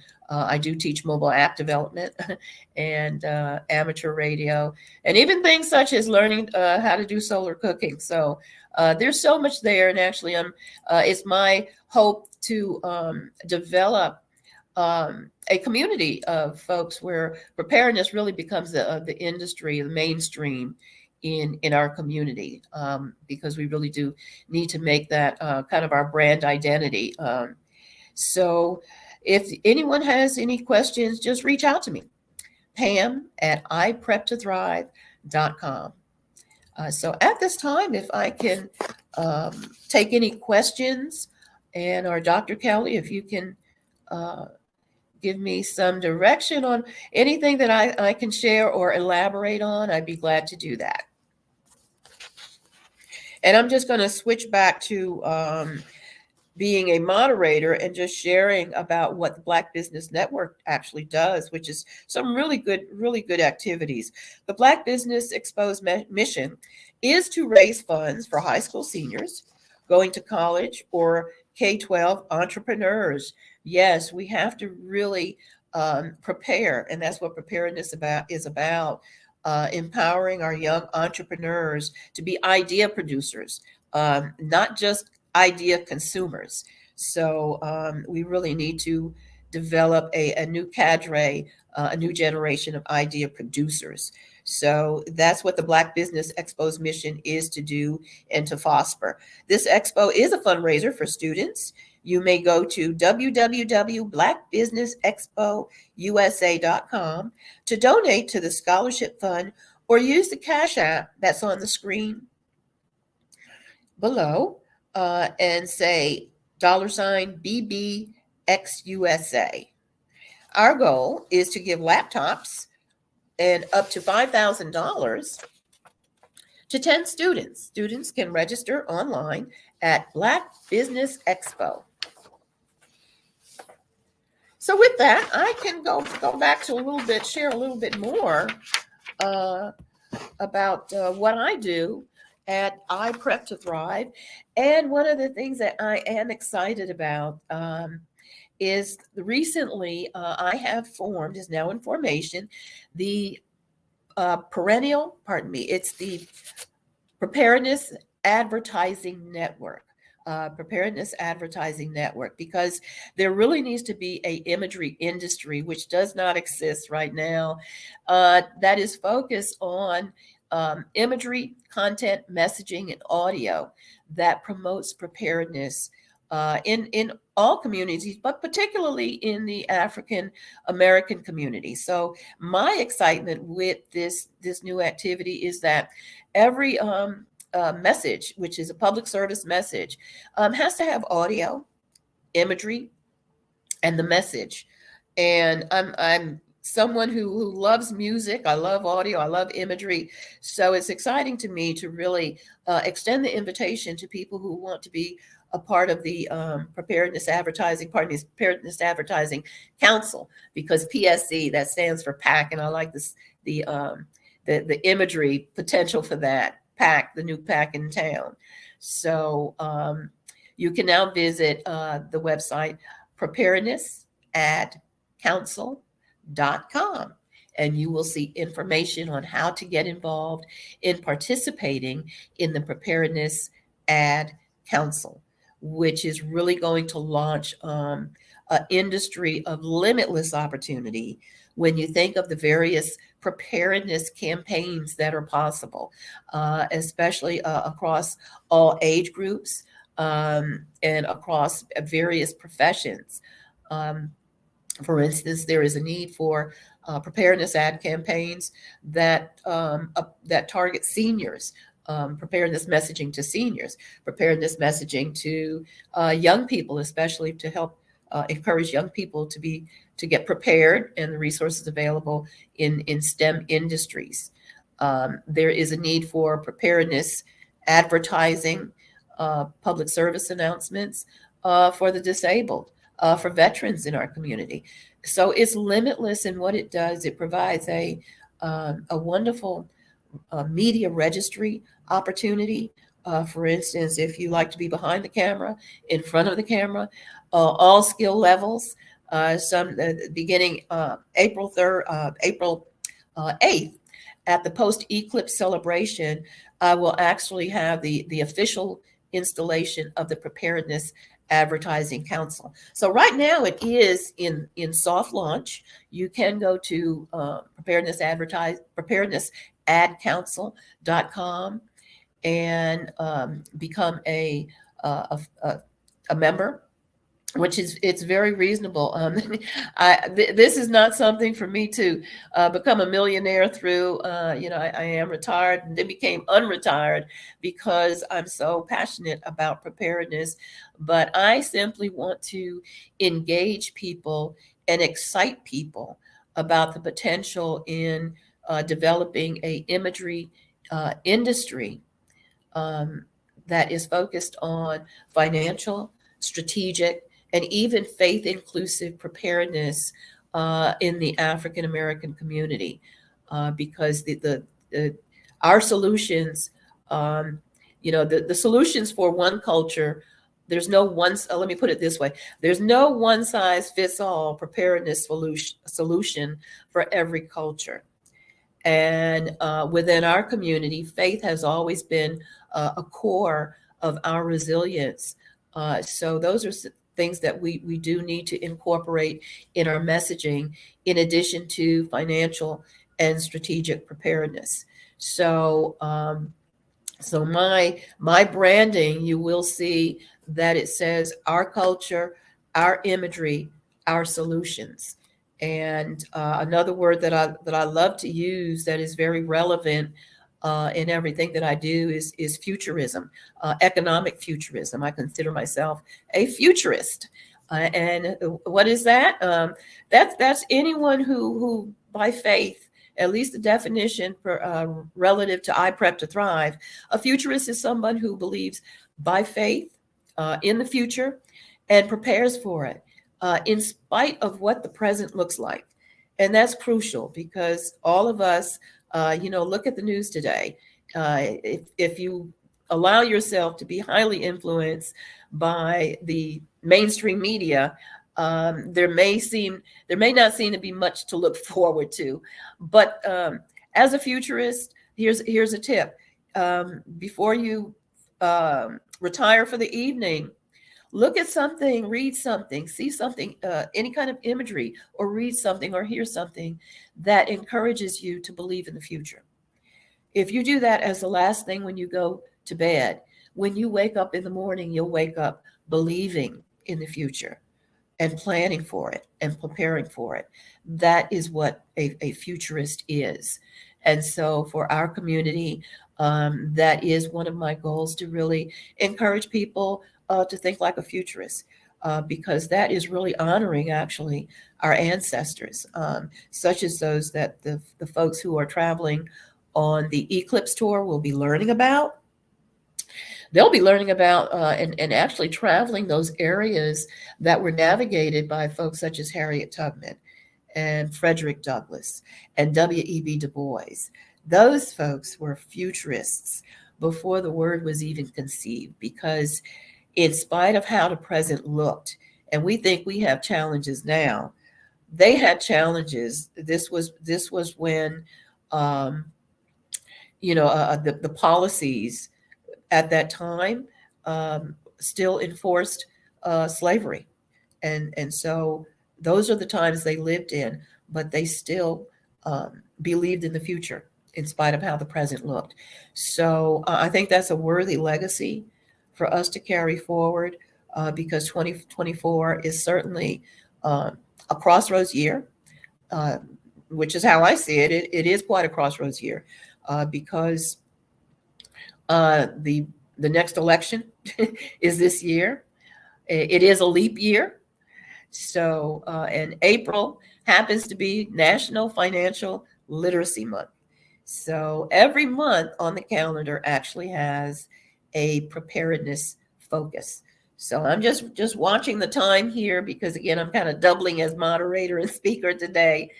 But there is just so much opportunity when we take one step out of perhaps the current economy, which is unpreparedness driven.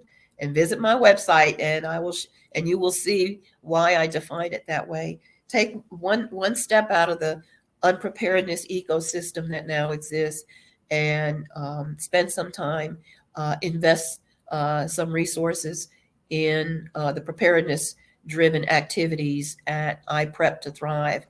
And I promise you, I guarantee you that you will see a change in the outlook for the future.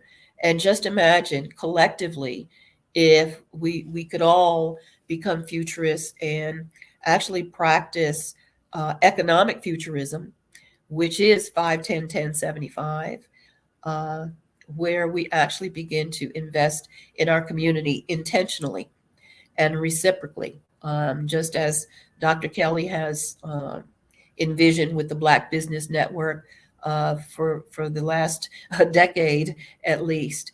So that's what we need to do. Preparedness pays, unpreparedness costs, but preparedness pays.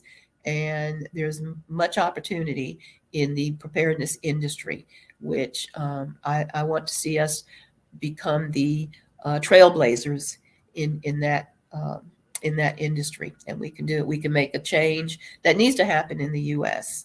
So, hey, in fact, elect preparedness for president in 2024. Just thought of that. I'll have to use that one. So with that, I guess we will go to Dr. Kelly. If Dr. Kelly is out there, we can I can entertain any questions that anyone may have. And with that, there's something that we always like to finish up with, that genius is common, and we'll see you on the other side.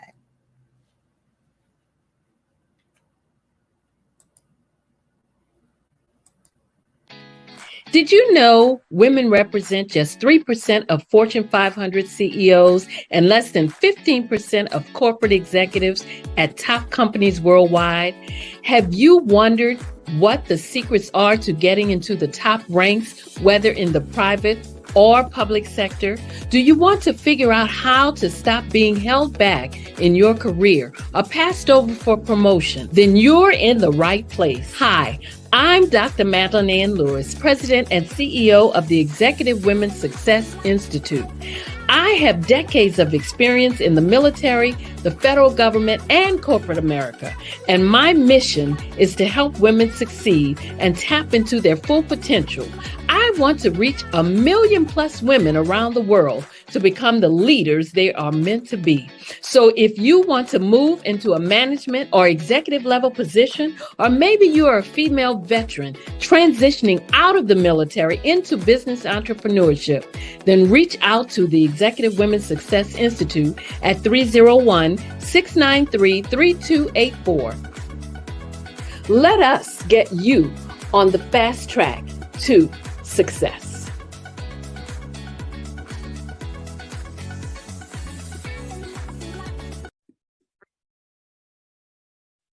Hello, I'm Dr. Madeline Ann Lewis, President and CEO of the Executive Women's Success Institute. And my genius is helping women accelerate the path to success. You know, I was blessed to have strong women in my life who encouraged, motivated, and pushed me to do my best and to never even think about giving up on my dreams. So I say to women, we must show up to rise up. We have talents and potential, but who will see them if we don't speak up and get noticed? I know that women are a tremendous resource on this planet, and there is nothing more fulfilling than helping a woman tap into her full potential. I do this because I want to be a part of helping as many women as I can to show up, to rise up. I do this because genius is common.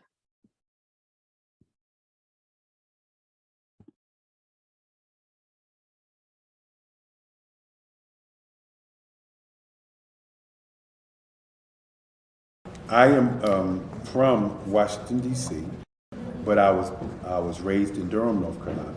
I came to Durham when I was about 5 or 6, and then I traveled back and forth to D.C. because it's where my people are from. One of the unique things about my family is my mother, she's also an artist. She does quilting, and she does a lot of artistic things. And then my son, he draws with both hands, his right hand and his left hand, like I do. So that's kind of a family trait. And then my other son, he's a videographer, and my daughter, she works, she's a regional vice president for Sunglasses. When you start out drawing and sketching, you want to continue to explore, you know, each avenue. I do pastels, I do pen and ink, I do painting, I do acrylics. I haven't done oils yet. But I try to do all facets of art. What I say to a lot of times to people is, you know, you can't put yourself in a box when you're an artist. You have to explore. And over the course of my life, I've tried to explore different mediums. I also do sculpture as well. I choose my subjects by the intensity that they have in their faces, or the intensity that somebody is moving, because I do more than portrait drawings. I also do I do abstract, and then I do figurative drawing also. Well, what happened in this particular show is that I started out trying to come up with something that would be a little bit different than what everybody else is doing. So I was working on a Barack Obama show, and they wanted me to do some paintings of Barack. And so what I did was, because of the deadlines, I kind of did it kind of fast.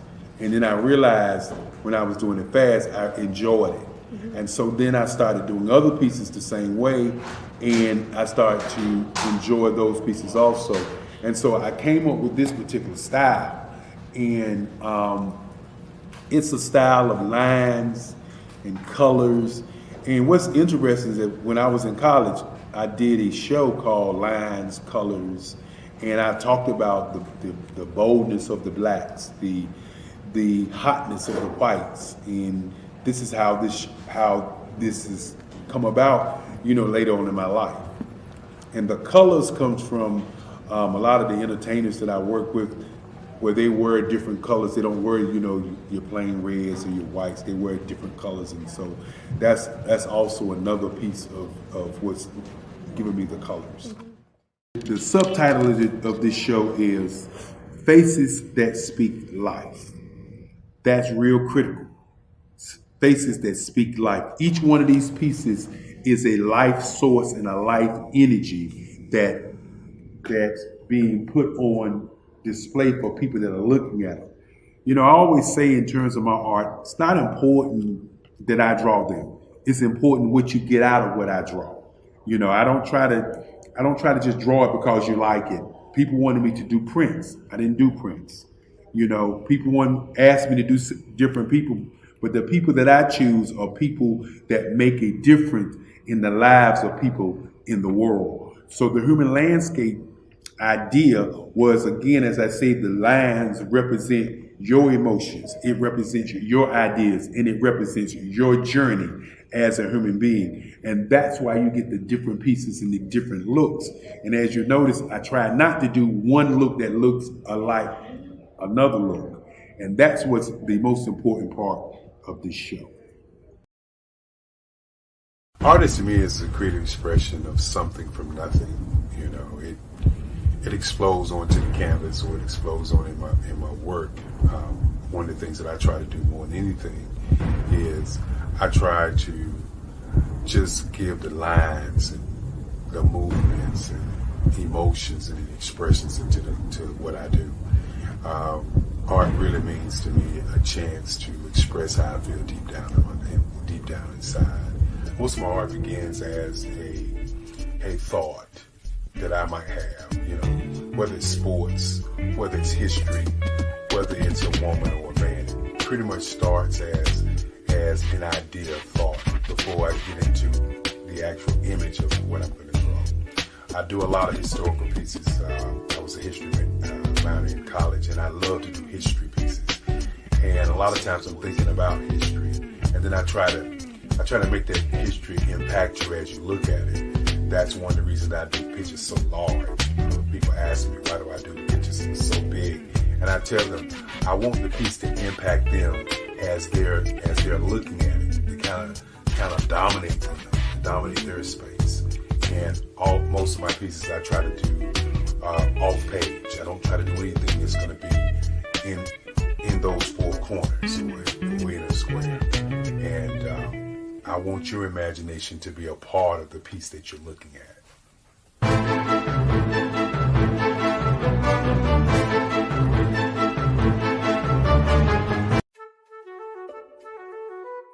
This is Dr. Arnold T. Petsworth. He's the owner of Petsworth Vet World, a veterinary clinic in Hopton, Connecticut. His patients include dog, cat, frog, fish, Goldie, dog, and this alpaca. Due to doctor-patient confidentiality, we can't tell you their names. Business at Vet World was steady, and then quarantine hit. Neighbors brought new four-legged friends into their homes.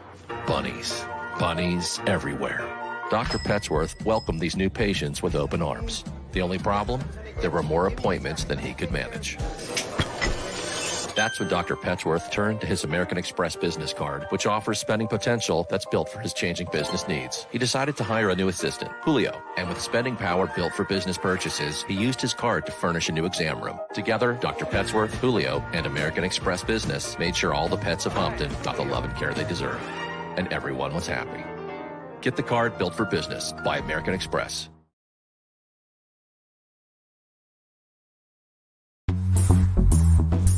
Attention all entrepreneurs and companies. Are you looking for reliable and efficient virtual assistants and back office support to help you manage your business tasks? Look no further than Superwoman Business Services.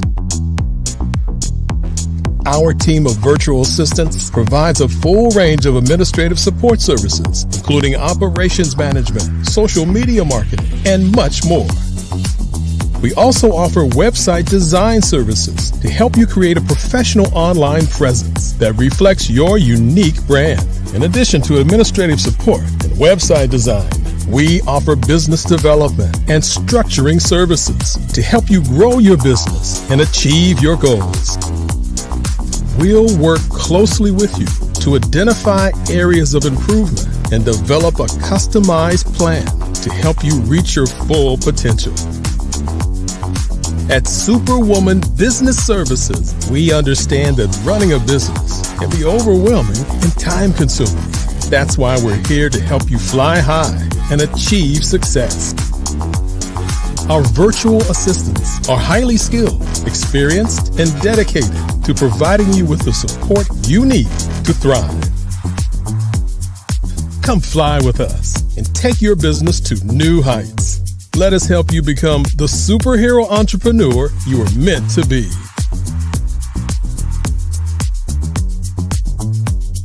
Contact Superwoman Business Services today to learn more about our back office support services. Come fly with us and take your business to new heights. I was born in a little village on the island of Haiti. Many deadly diseases pounded me. It is as if they were on a mission to end my existence on this earth. I refused to give up. In 1983, I left Haiti and came to the United States of America. And I came with $5, 2 shirts. I didn't speak any English. I came to Atlanta. I got a job. I was a doorman. I was a doorman with a dream. What I used to come on stage. I'd rehearse this moment that I'm standing in front of you. That's the power of a dream. Maybe today is the day you begin acting as if you already have it. And then step out with full force. Take a risk. No condition is permanent. Don't let your situation distract you. You are chosen. You are called. You are born for a purpose in this life.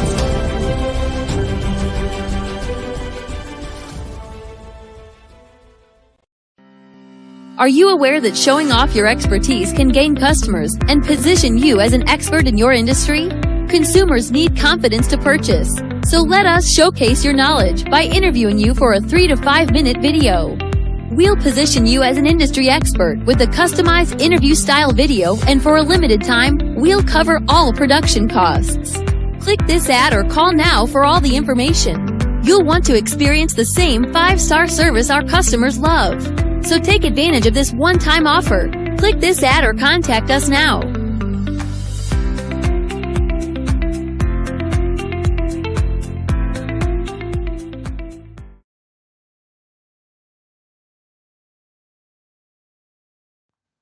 Genius is common, and my genius is nutritional strategy. I am Shawnee Smith, the owner and creator of Can Do Spice.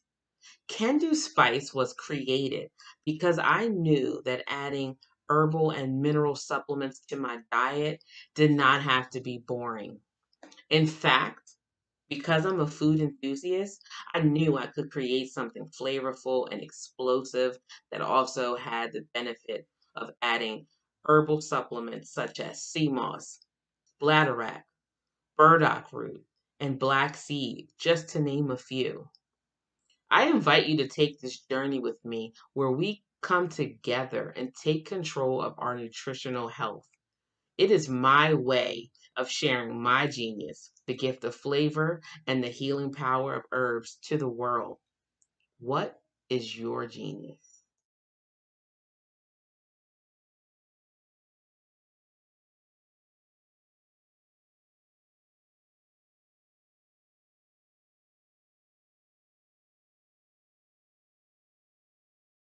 Hey, it's your girl Colette V. Smith. The V is for victory.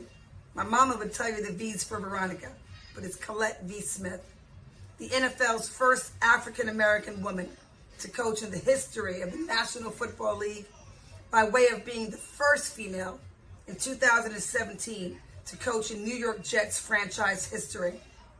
Today, I'm the founder of Believe in You Incorporated. Believe in You Incorporated. I got here because I didn't limit myself. I started thinking freely, living life freely. Don't limit yourself. Unleash your power, the power that God created you to be and to have.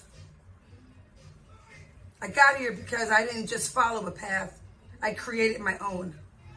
You can do the same thing. You know why I know this? Because genius is common.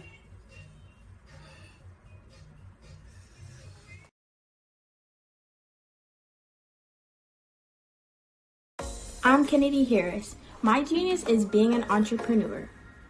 I'm the CEO of K-Lock, a company where I develop my very own line of kids supplements. I currently market my multivitamin for kids to help combat weak immunity. During the pandemic, research has shown that having a strong immune system is key to fighting off disease. My vitamins are for kids, but adults can benefit from them as well. I'm adding a proprietary blend to my supplement line. I want to create my own blend so that I have a competitive edge in the marketplace. Staying healthy is important to me so that we live longer and have healthier lives. My website is klockproducts.com. That is K-L-O-C-K. Genius is common.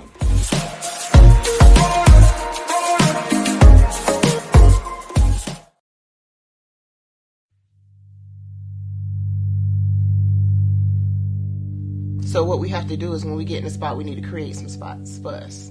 That's the main thing. We need to be able to be in a position where we're able to create those spots for us.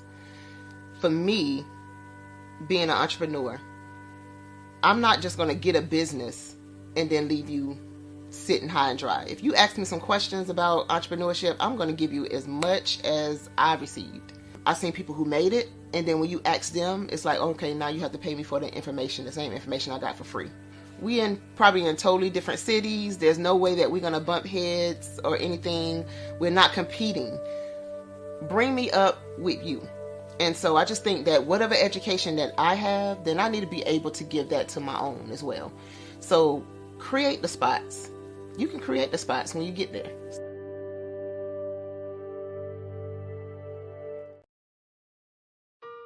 Hello, this is Israel, and I am CEO of Daydreams Interactive and author of Princess Planet. So, genius is common, and as a kid, I loved to daydream. Even as an adult, I love to daydream. And when my daughter became 6 and loved princess characters, but we just could not find the diversity that showed her, we created our own characters.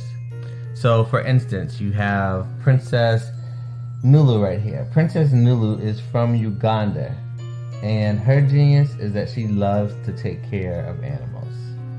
She can actually even listen and hear what they say. And then we have Princess Isabella right here.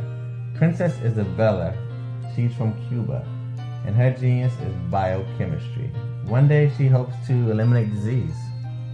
Then we have Princess Nia right here, and Princess Nia is based off of my daughter, and she is what she wants to be, the greatest dancer alive.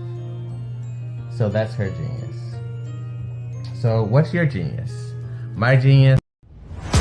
Social media is evolving. It's more vibrant, more colorful, more energetic, and so are you. It's not just photos anymore. It's video, it's audio, it's subscriptions. And now there's Fanbase, a new monetized social network. Fanbase delivers the complete native app experience with full content monetization for every user. No algorithms that shadow ban your engagement or growth, and no ads. Follow anyone for free and subscribe directly to your favorite creators for $4.99 a month. Plus, show some love by tipping on any post. Also, make a Fanbase page and monetize your content the same way. Finally, connect with your followers by posting the amazing content you already create. And now, get paid for it. It's time to energize and monetize, because everyone's a fan of something and everyone has a fan base.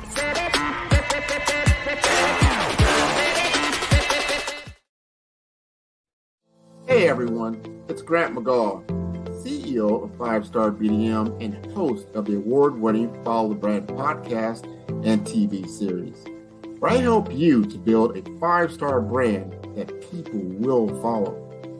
My genius is personal brand development through intelligent communication and helping you achieve your business and career goals. I am a requested speaker on digital technology and brand development issues. I want to work with you to increase the value of your current opportunities while attracting new ones. Every one of you is unique, and we all share challenges that can be addressed through smart branding. As a super connector, I work with you as an executive coach to guide you along the complicated business and career development road, providing the enhancement tools and information you need to succeed. Together, I will help you succeed in today's challenging business climate. I will evaluate and measure your progress. Best of all, I am right alongside you every step of the way. Build the brand called you. Genius is coming.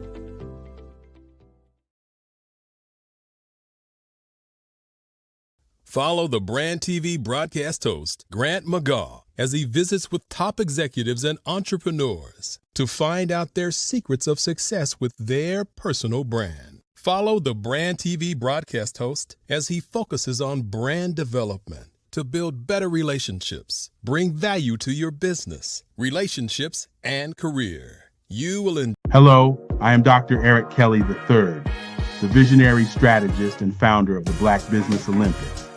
I invite you to showcase your Black-owned businesses on the Black Business Network global stage. The Black Business Olympics is a global Black Business Network platform that propels Black-owned businesses into the international spotlight. By showcasing your business on the Black Business Olympics platform, you can reach a worldwide audience of potential customers, partners, and investors. You can also establish yourself as a thought leader, an expert in your field, attract lucrative partnerships, and more speaking engagements. In addition, the Black Business Olympics platform provides a valuable opportunity to connect and collaborate with like-minded entrepreneurs and business professionals from around the world. This can lead to new business opportunities, ideas, and relationships. Finally, by sharing your story and expertise on the Black Business Olympics platform, you can inspire and empower others. This is a powerful way to make a positive impact on the world and leave a lasting legacy. If you are a Black-owned business owner, I encourage you to seize the opportunity to showcase your business on the Black Business Olympics platform.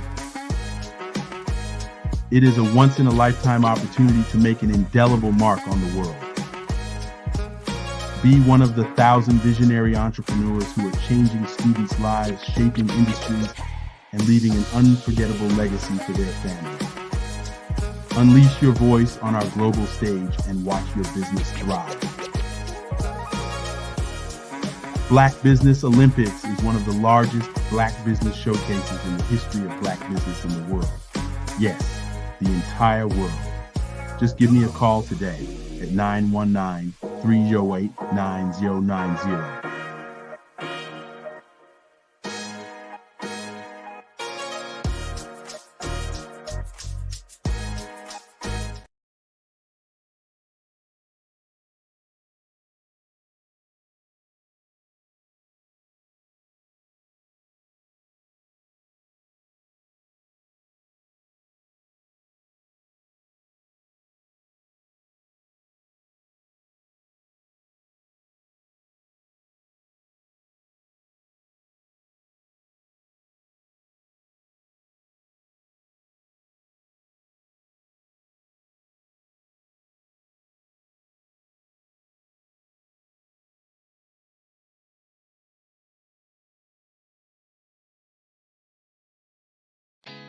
Did you know women represent just 3% of Fortune 500 CEOs and less than 15% of corporate executives at top companies worldwide?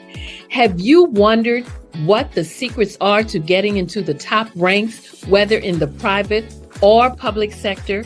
Do you want to figure out how to stop being held back in your career or passed over for promotion? Then you're in the right place. Hi, I'm Dr. Madeline Ann Lewis, President and CEO of the Executive Women's Success Institute.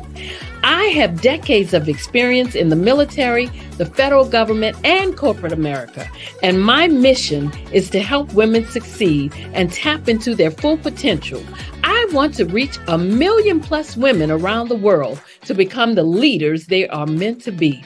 So if you want to move into a management or executive level position, or maybe you are a female veteran transitioning out of the military into business entrepreneurship, then reach out to the Executive Women's Success Institute at 301-693-3284. Let us get you on the fast track to success.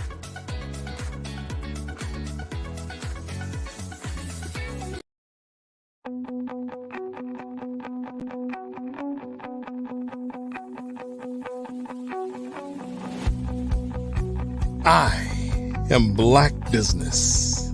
From the moment I wake until the time I sleep. Yes, I am Black business.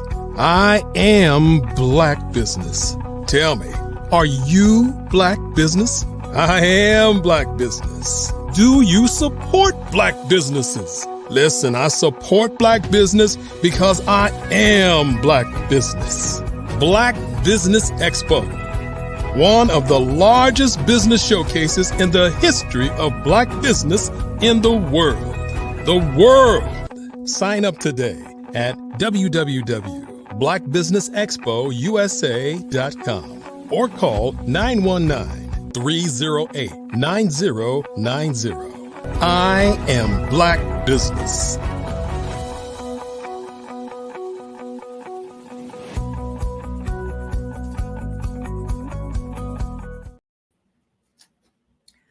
Good afternoon, business owners, entrepreneurs, thought leaders, and corporations. Welcome to the Black Business Network. My name is Pamela Kelly, and I am your business moderator for this afternoon on the Black Business Network. The Black Business Network is a 24-hour business network showcasing Black businesses, business owners, entrepreneurs, and thought leaders worldwide.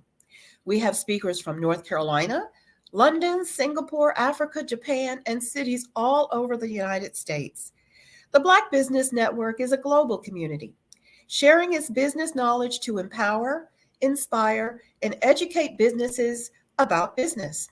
This week, we're hosting the literary edition of the Black Business Olympics, showcasing writers, authors, speakers, publishers, agents, and literary enthusiasts. Our next speaker this afternoon is Deidre Armstrong. Deidre Y. Armstrong is a preeminent language analyst, ghostwriter, editor, and master writing coach with an eclectic portfolio that spans a multitude of genres. Known for her unparalleled expertise in content, strategy, and development, Deidre has been enlisted by a who's who of clients such as Meta, Facebook, and LinkedIn, to the finance sector's FIS Bank and US Bank, and from television's monolithic NBC to the venerable HarperCollins publishers. And with that, I now present to you Miss Deidre D. Armstrong.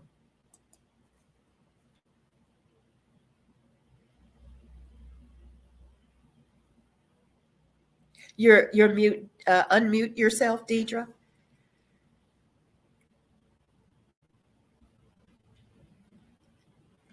Let's see if I can. Yeah.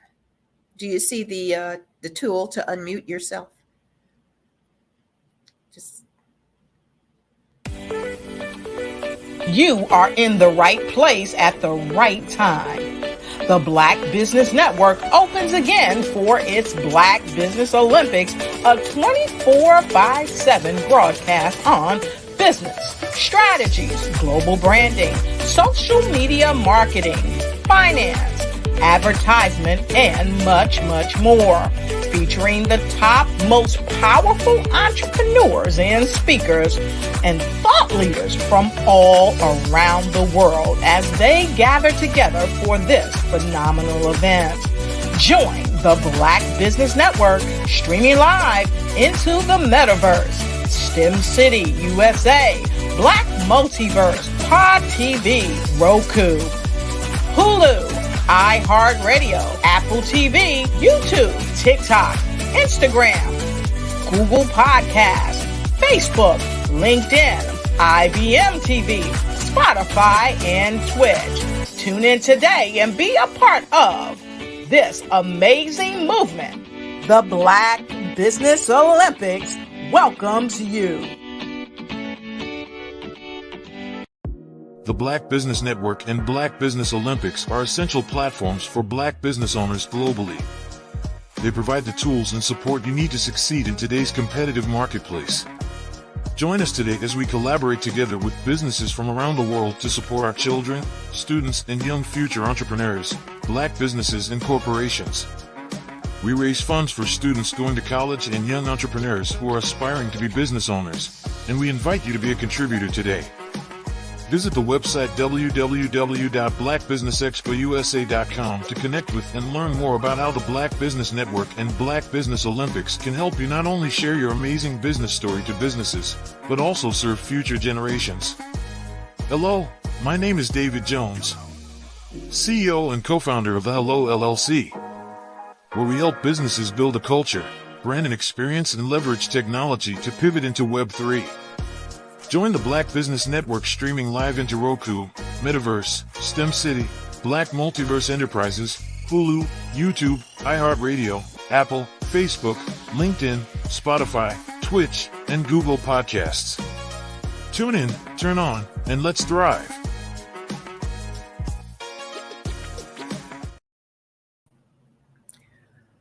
Okay, welcome back to the Black Business Network. We had a bit of a technicality. Those happen. And so I can take over. Thank you for that wonderful introduction. You're And welcome. Thanks, Pamela.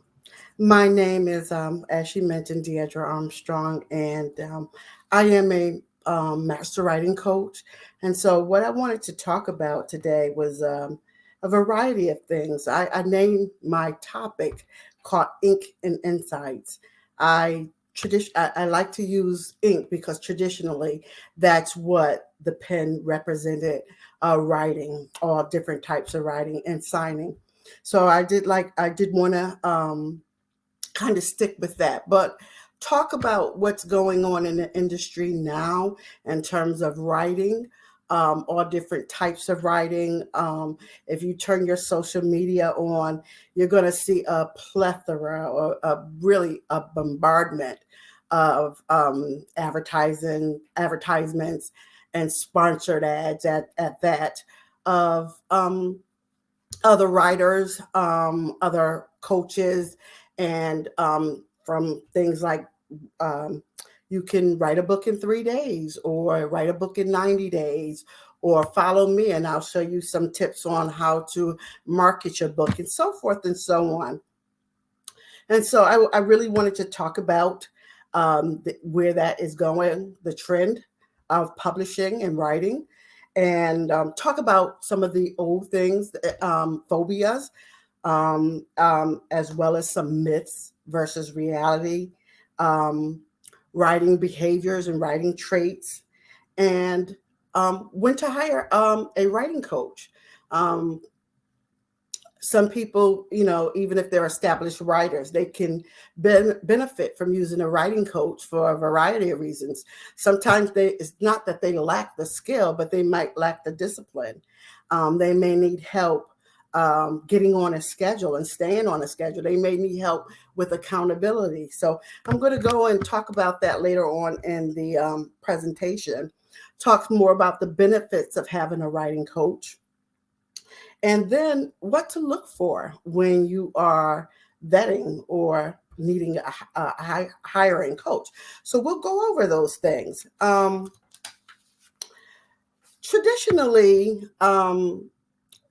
80% or more people have desired to write a book, but never wrote it or would never write it in their lifetime.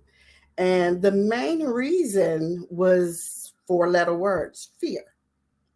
And it would be fear of rejection, fear of failure. Sometimes people even have fear of success. Well, what if it does jump off, or it does turn out to be something that could take me to another plateau in my writing career, or, changing careers, if that. And so some people have a phobia of success. Another thing people have is a phobia of criticism. They can't take criticism, even though it's constructive. And so there's a way that you can work with writers of all types: your novice writer, your intermediate, your advanced, and your super advanced writers, to overcome any of those fears if they have them, and move forward or push forward. But I also want to talk about a trend that I see coming, and I mentioned that earlier, is that if you go to your social media, everywhere you're bombarded with ads. And what I'm finding is a lot of the clients that are coming to me now is they are confused. There's information overload. There's so much. I don't know if I should join a boot camp versus should I do this 3-day weekend thing? Should I do a 6-week boot camp? What should I do? This person is telling me that my book can be a bestseller if I, take their course and I work on a weekend, Friday through Monday, or Thursday through Sunday, and I can have a book. Another thing is people want to go into coaching, and they say, well, you need a product. And the best thing to do is, if you want to be a speaker or you want to coach, you need a book, you need a product. It helps with your brand. So a lot of this is information overload. And what can happen when there's information overload, the effects can be very negative. One of the things it can do is it can result in poor decision making. A person may go and they may sign up for just about everything they see online, and it can lead to poor decisions. You're out of money. You don't have your book in 3 days. You don't even have your book in 90 days because you are overwhelmed and being bombarded with this information overload from what you see on Facebook and on Instagram and on TikTok, everywhere you look, even on LinkedIn. So one of the things I suggest that people do is that they take a step back and they even vet some of these programs and some of these coaches. Is it really realistic? Talk to established writers and see, what does it really look like? What is the time frame to really get a book to publishing status, or the quality that you would like it to be, so that it, the quality that it needs to be, so that you don't get bad reviews, so that you have a chance, if you want to, get an agent, a literary agent, and if you want to, go the traditional publishing route and get representation. Another thing that can happen is you develop bad behaviors, right? I call them bad writing behaviors, which can lead to a bad writer's profile. And I'll get into that in a minute. Another thing that can happen when there's information overload is that you don't know how to discern myth from reality. And I'm going to go into that in a few minutes as well. So I'm sorry, I'm looking at my notes and let me just get them. You begin to lack confidence as well, because the information, if you can't keep up with the people who are scribbling or dabbling or doing whatever they're doing over this 3-day weekend, and you are a novice writer, you don't write that well, or you just want to learn the mechanics of writing, that may not be the avenue for you. So, it can lead to your lack of confidence. You have a lack of confidence because you're in the wrong place at the wrong time, and that might not be for you. You may need to take a different route. And then low productivity. That's another effect that can happen with information overload. You don't meet your targets, like I just mentioned. You don't meet targets. You don't meet your own targets. You don't meet the targets that are set forth for you through these programs or these coaches, because they may be too aggressive and they may even be unrealistic. So we're going to look at some of those things. For one, myth versus reality. So here's some of the things that I wrote down. Here's myth versus reality. You can write a book in 3 days. I don't agree with that. You're lucky if you can get an outline done in 3 days, a good outline for your book. I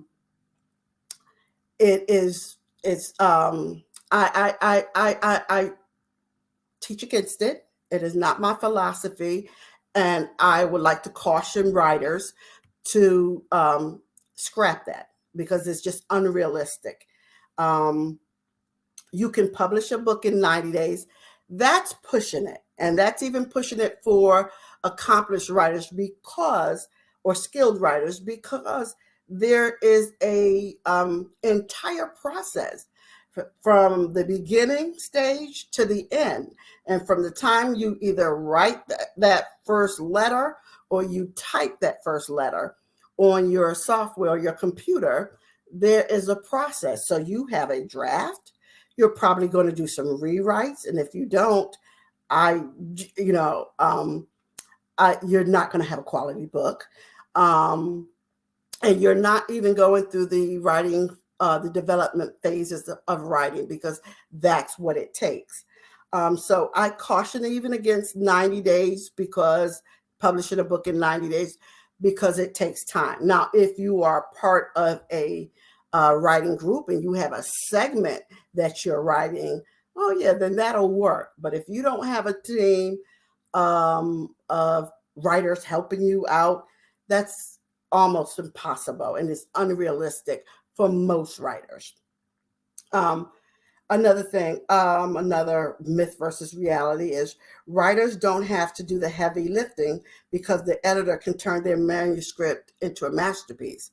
That's also false. It is your responsibility as a writer. This is your baby. You stay pregnant with it for a while. And as you're carrying your baby, this is the writing process. This is going through the stage. This is trimester 1, trimester 2, and trimester 3 of the writing phase. So you must write, you must rewrite, you must get some feedback, test it out with some trusted friends. You can also ask an experienced writer, hey, look at this. Tell me, what can I do? Give me some constructive feedback, and be open to the feedback that you receive. Incorporate it. Don't take offense to it. Incorporate it. Embrace it. Another thing is only novice writers experience writer's block. That's also a myth. That's false. Every writer experiences some form or facet of writer's block. And sometimes the solution to that can be as simple as changing your environment. Leave the house, go to a cafe, go to a library. Sometimes you might not need to take a day and go stay in a hotel and lock yourself up. Some people go to cabins. Some people do retreats with other like-minded writers where, if that's the goal, that's what you need to do. That's if you're serious about it, if you are serious about your writing and you go on these retreats for writing, get the writing done. Set your goals, make the goals happen. AI, here's another one. AI can write your full-length book for you. That's false. AI can help, and AI can only help with certain types of writing, a lot with certain types of writing. So when it comes to memoirs and stories that you need to have deep character development, AI is very limited in that in that capacity. Now, AI can give you a lot of information on reference books, but you still need to have your own voice and your own style incorporated into your writing. I can almost always, and I'll just tell you, I can always tell when something is AI generated versus when it is totally produced from a human being. And there is a difference. What AI lacks is true emotion. It can use some words, but the emotion and the sentiment behind the words and the story is usually lacking. And so AI today cannot write your full-length book unless you want it to, but it's not your book. It's an AI generated book, and you have to remember that we are in the infant stages of using AI as the general public, and so there are a lot of legal ramifications that have not been hashed out yet. So there's also some lawsuits with some writers because AI has been programmed using their text and using some of their work. So you have to be very careful with AI. And then you don't know if it is just regurgitating verbatim something that has been generated elsewhere. So be very leery with how you use AI, number one, and the extent of using AI for your literary needs. It's a very delicate situation or delicate balance right now. So I would be very careful with that, and I would never promote it as let AI as telling a writer that they can use AI to publish their book or to write their book. The next thing, skilled writers don't need discipline. That's false as well. As I mentioned just a few moments ago, even the most skilled writers can experience difficulty when writing. And sometimes they can push out one book faster than or one chapter, I'll say, faster than they can generate another chapter. And that's because of, all different types of dynamics. Sometimes their mind can just be going through information overload, the daily hassles of life. They too may even need to have a different space and go somewhere else, go to a hotel, go to a cabin, go to someone else's house if you can't, you can't afford. So I'm talking broadly to all different types of writers who have different situations and different scenarios in their lives at this moment. And lastly, I'll look at there's one more I just want to cover, and that is joining a 3-day writing boot camp is all you need to enhance your writing skills. That's false.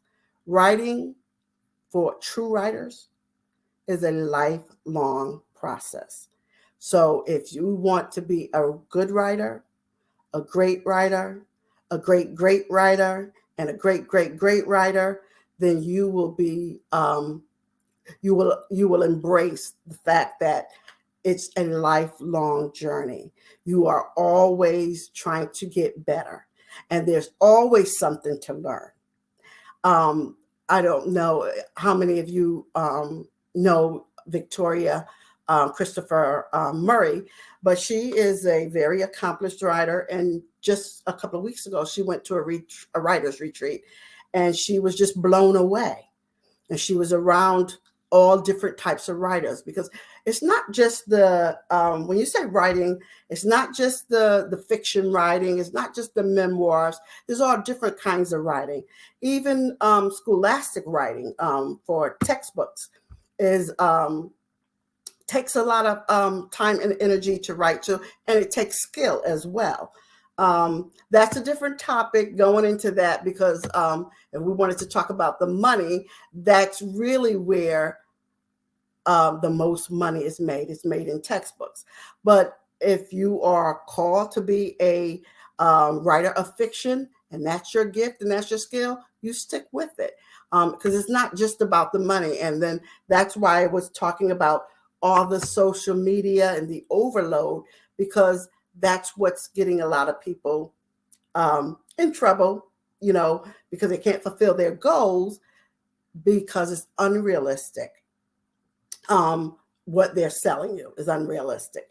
So I just want to talk about as well what information overload can do in terms of affecting your behavior as you're writing or your habits as a writer.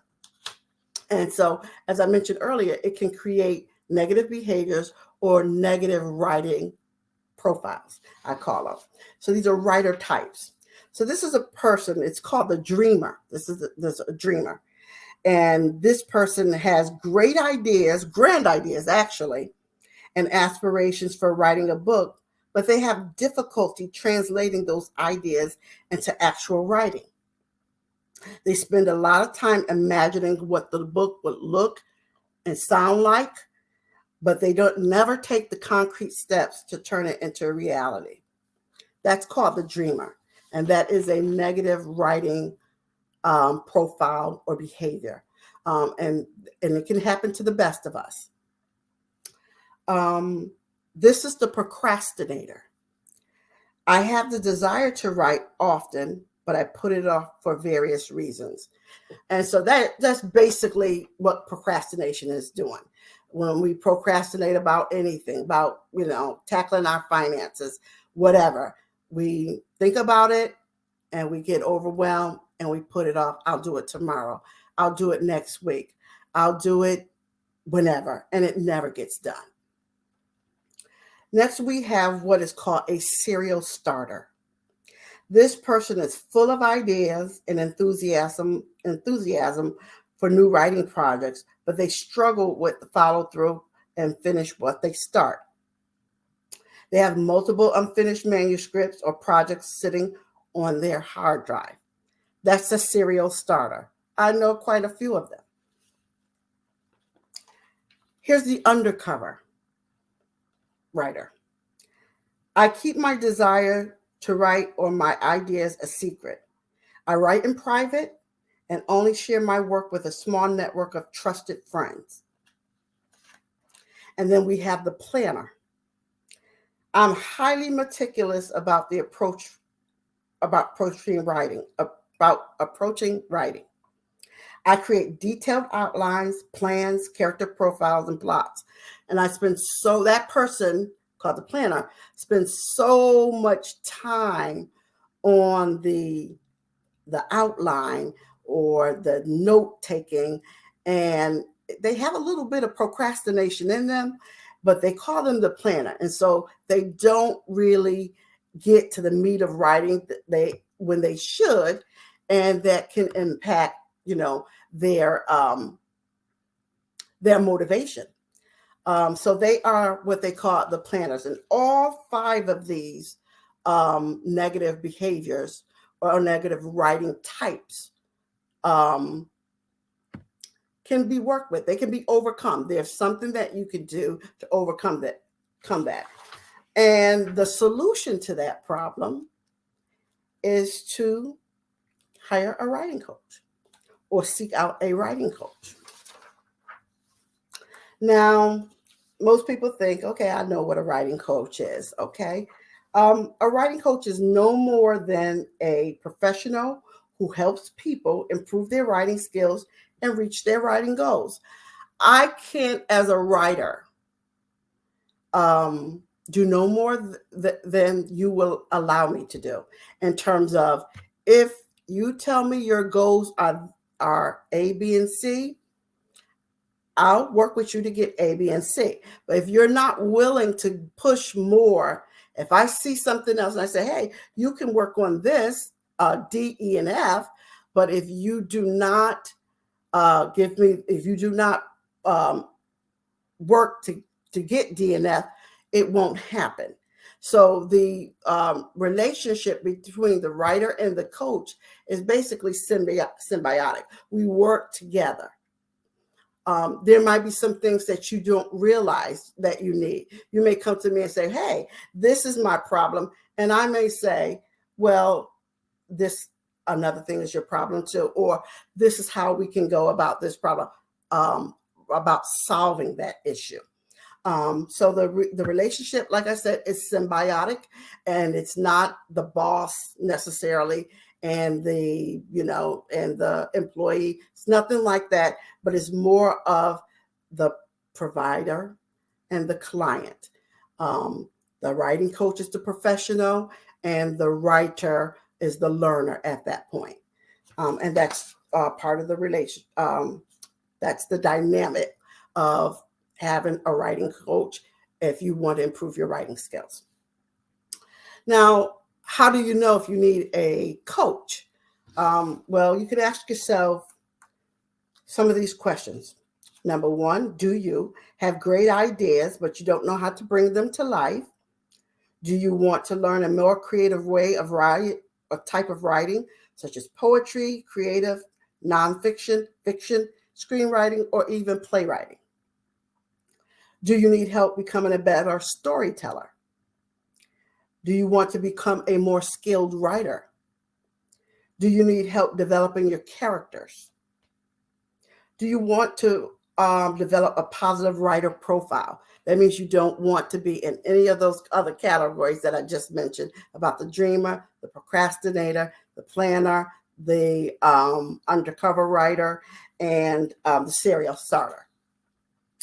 Do you want to learn how to employ effective strategies to overcome writer's block or other writing challenges? Do you need someone to help you stay accountable with reaching your literary goals? Do you need help navigating the writing journey, period? If you can answer yes to any of those questions, then you should hire a writer, or you should seek out a writer coach. Now, the benefits of having a writing coach are numerous.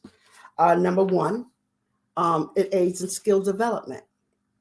So writing coaches can provide personalized feedback and guidance, constructive criticism, and tailored goals, tailored to meet your specific needs and goals. Okay. The writing coach can kind of hone in, the experienced writing coach can hone in and, figure out what exactly you need. Because some people come to me and they say, I just need help. Some people know off the bat, look, I'm not a writer. I have a story to tell, but I am not a writer. And so what I usually do in this case is, because they're telling me straight off the bat that they're not going to write, do too much writing, and they're not really interested, but they really have a passion for telling their story. And in this case, I will say, well, you need ghostwriting services. I do offer ghostwriting services, but this presentation is pretty much focused on hiring a writing coach. But if you find yourself in that scenario, then, be honest with yourself. Just say, hey, I have a story to tell. I want this for my business. I want this to promote my brand, but I don't want to write it. Then you need a ghostwriter. And there are plenty out there. I'm not going to cover that topic today, but we'll just focus more on the benefits here of hiring a writing coach. Another benefit to hiring a writing coach is that you have someone to keep you accountable. Through feedback sessions and regular check-ins, the writing coach can provide you with accountability and motivation so that you stay on track and you can stick to your writing goals. One way I do this as a writing coach, if a person is having problems with accountability, sometimes it's pretty much they need a schedule. And so I help them with a schedule. So as an example, if a person is a novice, I may give them a schedule of writing 3 days a week. And it's realistic, because the goal is not to do anything of what you see online and put extra pressure, because if you put that extra pressure on someone who is a novice, they're not going to achieve their goals, and they are going to, it's going to turn into lack of confidence, greater fear of failure, and they're just going to give up on their literary goals. So yeah, have to be realistic. So I may put them on a schedule of, okay, you write 3 days a week and you write for an hour. And in that hour, you can write anywhere from 100 to 300 words. Very realistic. This is a novice person. This is a person who hasn't written much. So I give them that latitude.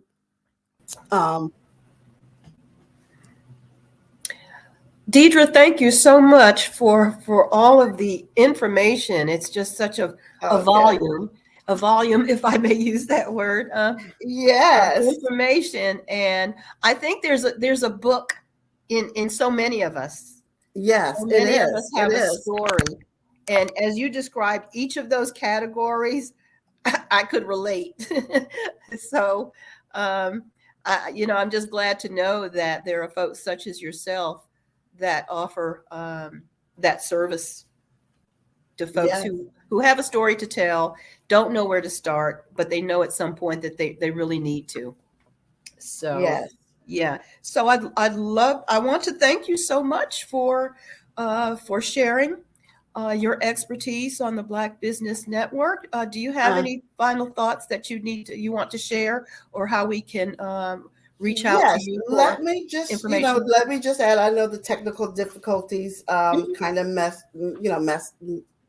kind of interfered, but I just want to say that, as for those who want to be a writer, and you need a writing coach, explore your options. Do not, you have to do your due diligence when you're looking for a writing coach. Check their website out, ask for their resume, in terms of not their professional resume, that where they worked at, Cox Communications or somewhere else. Ask for their resume as a writing coach. Check out their actual consultation, and ask them what type of writers they like to deal with, work with. Ask them what type of genres, because you're trying to find your match at that point. And so that's what, like I said, it's a symbiotic relationship. So you want to make sure that that coach is good for you, and that you can achieve your goals, your literary writing goals. Oh, absolutely. And can you give your website and contact information? Sure. Again, My website is coachdeidra.com, and that's Coach COACH Deidra. My name is DEDRA.com. That's my website, and you can email me at Deidra, DEDRA, at coachdeidra.com. You can email me with some questions. You can request a consultation. For those who are writing coaches, I just, I always encourage you to, make sure that when people contact you, make sure you check your website out, make sure your links are there, make sure that the information, the basic information that a writer might be looking for is on your is on your website, and contact them in a reasonable time frame. That's important. Oh, okay. Okay. Great information. Great information. Well, at this time, I want to thank you for joining us. And at this time, what we will say is genius is common. And we will see you on the other side. See you on the other side. Thank you so much. You're welcome.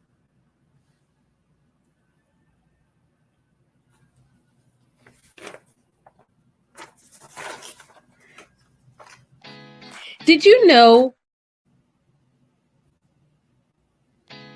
Did you know women represent just 3% of Fortune 500 CEOs and less than 15% of corporate executives at top companies worldwide? Have you wondered what the secrets are to getting into the top ranks, whether in the private or public sector? Do you want to figure out how to stop being held back in your career or passed over for promotion? Then you're in the right place. Hi, I'm Dr. Madeline Ann Lewis, President and CEO of the Executive Women's Success Institute. I have decades of experience in the military, the federal government, and corporate America, and my mission is to help women succeed and tap into their full potential. I want to reach 1 million+ women around the world to become the leaders they are meant to be. So if you want to move into a management or executive level position, or maybe you are a female veteran transitioning out of the military into business entrepreneurship, then reach out to the Executive Women's Success Institute at 301-693-3284. Let us get you on the fast track to success.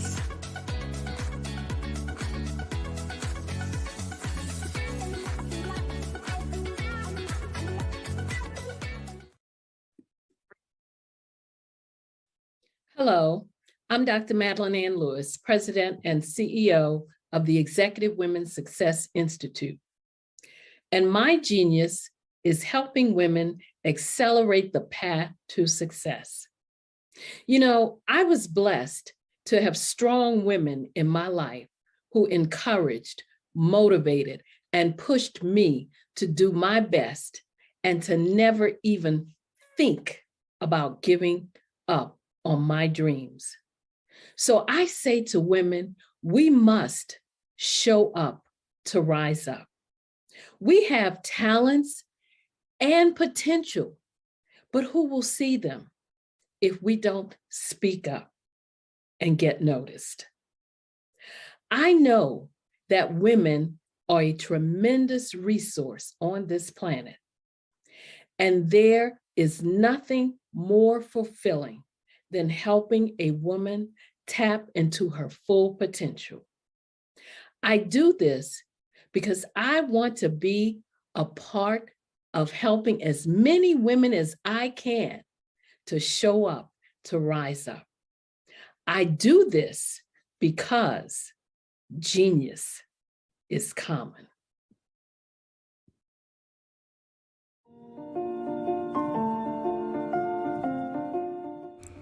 The power of the written word is magic. Like fire from the midday sun, like thriving roots from a young tender oak, like ocean waves reaching for the sky, like black voices stretched across a space of regality and purpose, like yesterday's tears and fight becoming today's victory. The power of the written word is magic.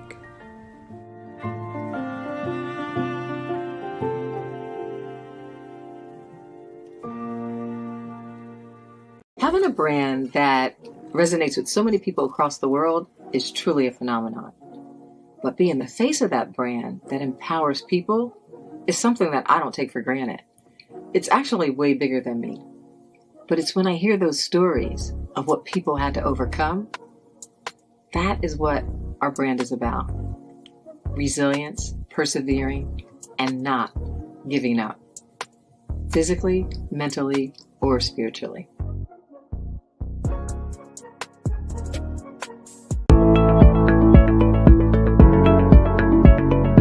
Prepare for what's coming and dominate in economic winter. Stand strong and thrive by showcasing your great products and services globally through the Black Business Network and Black Business Olympics. The Black Business Network has showcased over 2,000 companies with over $7 billion in sales each year.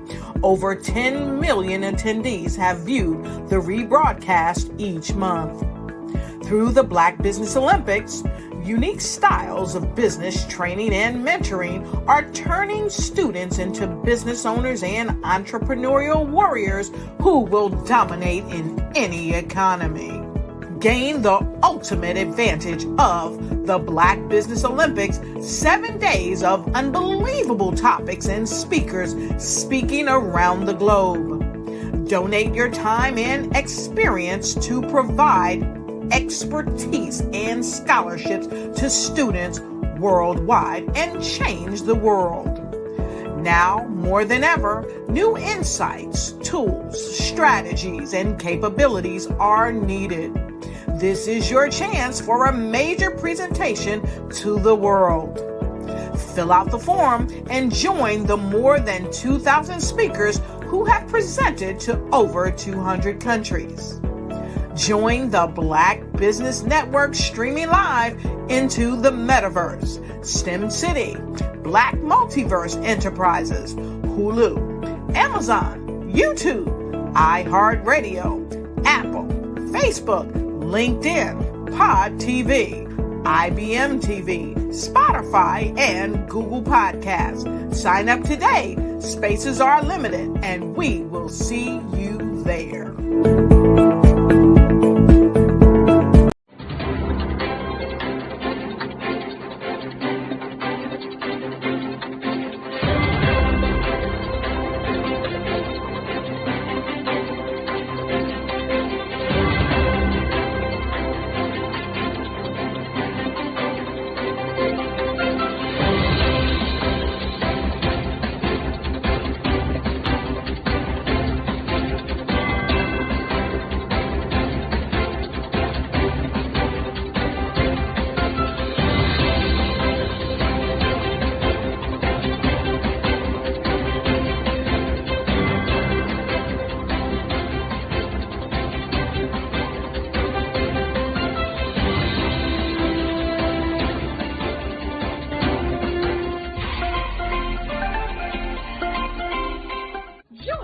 Dr. Eric Kelly III and a host of phenomenal speakers from all around the globe for this 7-day virtual event that you don't want to miss. The mission of the Black Business Expo is to raise scholarship money from kids all the way from high school all the way from college. The Black Business Olympics is one of the largest Black business showcases in the world. It is an opportunity for businesses and companies to showcase their businesses globally. We are going to be giving away laptops up to $5,000 away to students. Again, I'm Olivia Appleberry, the founder of 2 Cents Finance and one of the speakers for the expo. I am so excited to see you there. For more info, go to www.blackbusinessexpousa.com or call 919-308-9090 and hope to see you there. I am Black Business. From the moment I wake until the time I sleep. Yes, I am Black Business. I am Black Business. Tell me, are you Black Business? I am Black Business. Do you support Black businesses? Listen, I support Black business because I am Black Business. Black Business Expo, one of the largest business showcases in the history of Black business in the world. The world!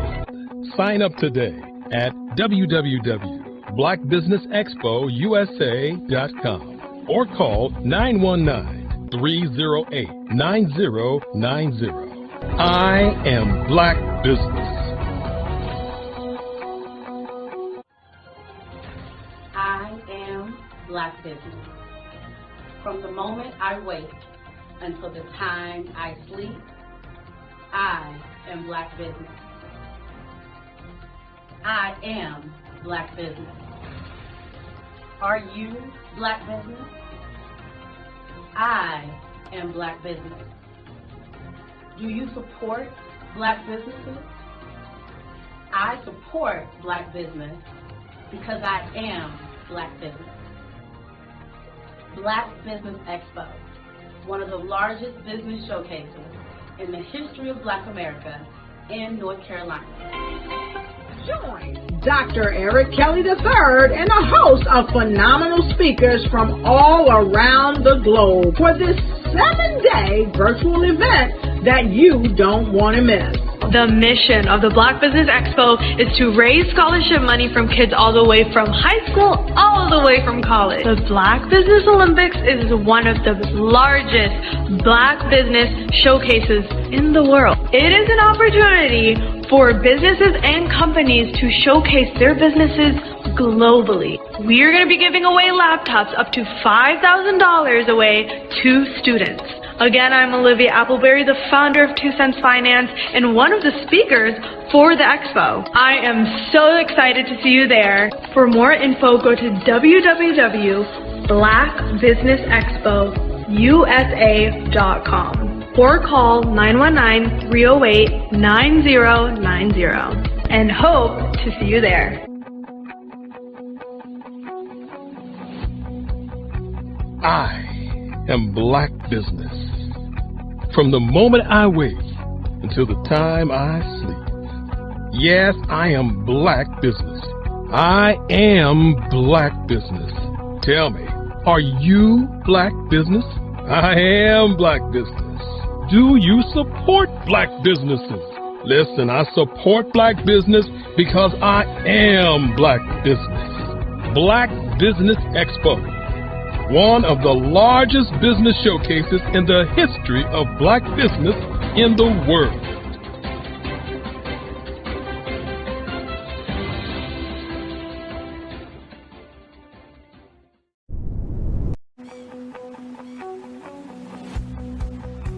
I am Black business. What if you could build your own city? A place where every child can find nurturing people to help them achieve their full potential. A place where every adult can access job training support. Where health education is abundant. Where social justice ruled the land. A place without limitations. Welcome. You have arrived at STEM City, USA. It is what every city should be. A safe and trusted community where you find people and resources to help you become everything you are and beyond. STEM City is unlike anything you have ever experienced. It is a digital twin of the world around you, only better. STEM City is about energy and soul renewal. It is more than a digital world. You can almost feel the power of live cultural events, music, and theater. STEM City promises a better future for children with caring mentors and hands-on activities with dedicated tutors to support our youth. STEM City is your passport to a healthy lifestyle with weekly events addressing our community's many issues. STEM City is your financial well-being with helpful information on wealth management, career advancement, job training, and so much more. STEM City is the community you deserve. It is the city where your dreams can come true. STEM City USA, a place in the sky that is accessible to all who reach for the stars.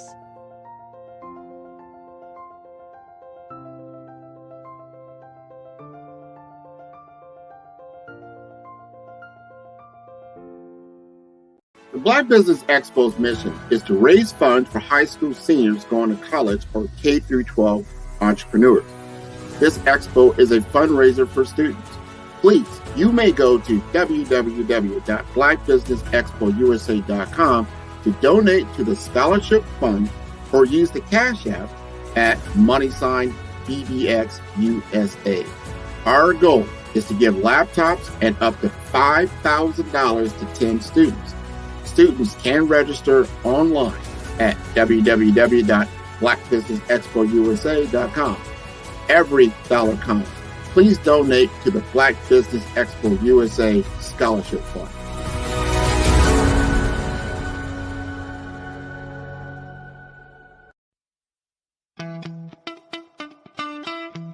How many times have you been asked to help someone you didn't even know, a student, a business entrepreneur? Or did you ever even ask, where did they end up? that business, that friend, that entrepreneur. Well, just maybe they ended up in a gang, bankrupt, homeless, or worse, dead. Maybe they turned to crime, drugs, and alcohol. Did you ever wonder? Did you destroy their dream, or was your life always so easy? At the Black Business Olympics, we started a movement to help students complete. Give them hope and foster success. Help them to leave their dreams of providing laptops, computers, and up to $5,000 in scholarship funds. Today, we ask you to help a student, a business owner, or an entrepreneur to realize their dream by sponsoring them, supporting them, and buying from them. Consider this. With $1.6 trillion in our Black community, we only ask for a small donation for our students, our businesses, and our entrepreneurs. And you can change a life today. So I ask you, what are you going to do? Sit on the sideline and watch our students in high school be leaders, miss out on their dream from lack of resources? Or are you going to donate to the movement and change their future and yours as well? Give us a call today at 919-308-9090. Change their life by investing with action to the Black Business Olympic Fund. The Black Business Olympics, one of the largest business showcases of Black business in the history of the world.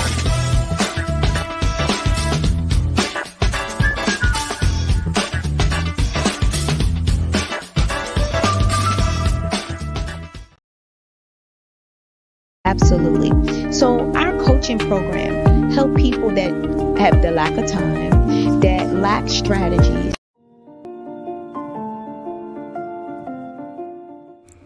The power of the written word is magic.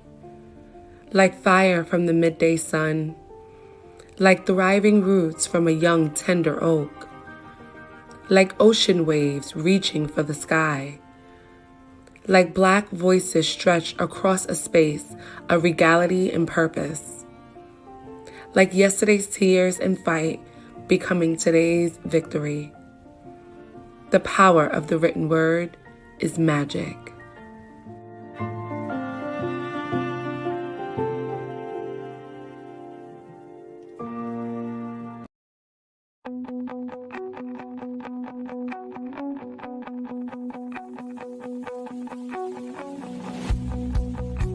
I am Black business. From the moment I wake until the time I sleep. Yes, I am Black business. I am Black business. Tell me, are you Black business? I am Black business. Do you support Black businesses? Listen, I support Black business because I am Black business. Black Business Expo, one of the largest business showcases in the history of Black business in the world. The world. Sign up today at www.blackbusinessexpousa.com or call 919-308-9090. I am Black business.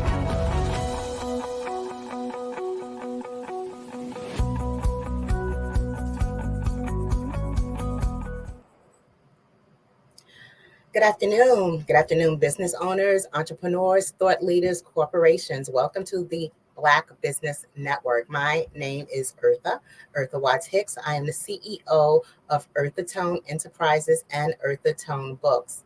I'm a member of the Harlem Writers Guild, executive editor at Harlem World Magazine, and I'm a PR writer and affiliate for blackpr.com. I'm also your moderator for this afternoon on the Black Business Network's Black Literary Olympics. Now, the Black Business Network is a 24-hour business network showcasing Black businesses, business owners, entrepreneurs, and thought leaders worldwide. We have speakers from North Carolina, London, Singapore, Africa, Japan, and cities all over the United States. The Black Business Network is a global community sharing its business knowledge to empower, inspire, and educate businesses about business. Now, our next speaker is Ms. Kathy Wright Lewis. Kathy Wright Lewis is a veteran educator, and she's a veteran educator with 35 years of experience teaching high school English. A Brooklyn speculative fiction author, Kathy Wright Lewis penned and published Maria's Seed, Why Hope Lives Beyond Project Walls, Passion's Pride, Returning to the Dawning, Mama Relly and Mama Relly's Lessons, a children's book series, and a host of poetry anthologies and short stories. Her allegorical, futuristic works both uncover the history of African Americans in New York City, honors the African ancestors who built the city, and revolutionaries who fought for equality amid centuries of disenfranchisement and massacres. I welcome and present to you Ms. Kathy Wright Lewis. Well, hello. Hi, good afternoon, my dear Eartha. Good afternoon, Kathy. How's everything? Everything is great. Everything is great. Okay, so I'm glad to have you here, and I would love for you to read a wonderful excerpt, some pages from your work. But before we do that, please tell us a little bit about your background as a veteran educator and the work that you do and have done in shaping the young minds in New York City. Oh, okay. First and foremost, thank you, Eartha. Thank you for inviting me. It's always wonderful to be in your presence, and every opportunity is a great one because you never know who's listening. I taught in Brooklyn. I still teach. I'm never going to stop teaching, but I taught my mother and Frank Mickens, the infamous, not infamous, but in a bad way, but the very well-known Mr. Mickens. He was the principal, well known for being the principal of Boys and Girls High School, who turned everything around back in the 80s. Well, I was on his team. And before he even got to Boys and Girls, at first I didn't want to teach, but my mother said that I had to. So I went and got my license, and I started, and I fell in love with the kids. I saw myself and my little friends when we were younger. So I knew what they had my heart. I automatically noticed fortunately how poor their skills were, and made it a lifelong journey to enforce literacy in our community, and that's at the core of almost everything that I do. But I taught at 324 Boys and Girls. I helped start Benjamin Banneker Academy and Bedford Academy. Those are all like homeschools to me. And I taught at Medgar Evers College also. Wow. And at Medgar Evers College, what class did you teach? Writing for freshmen. I taught also English for interim teachers, so students who are going to become teachers. I've taught a few different types of writing classes. Yeah. Gotcha. Now, I'm going to say two things.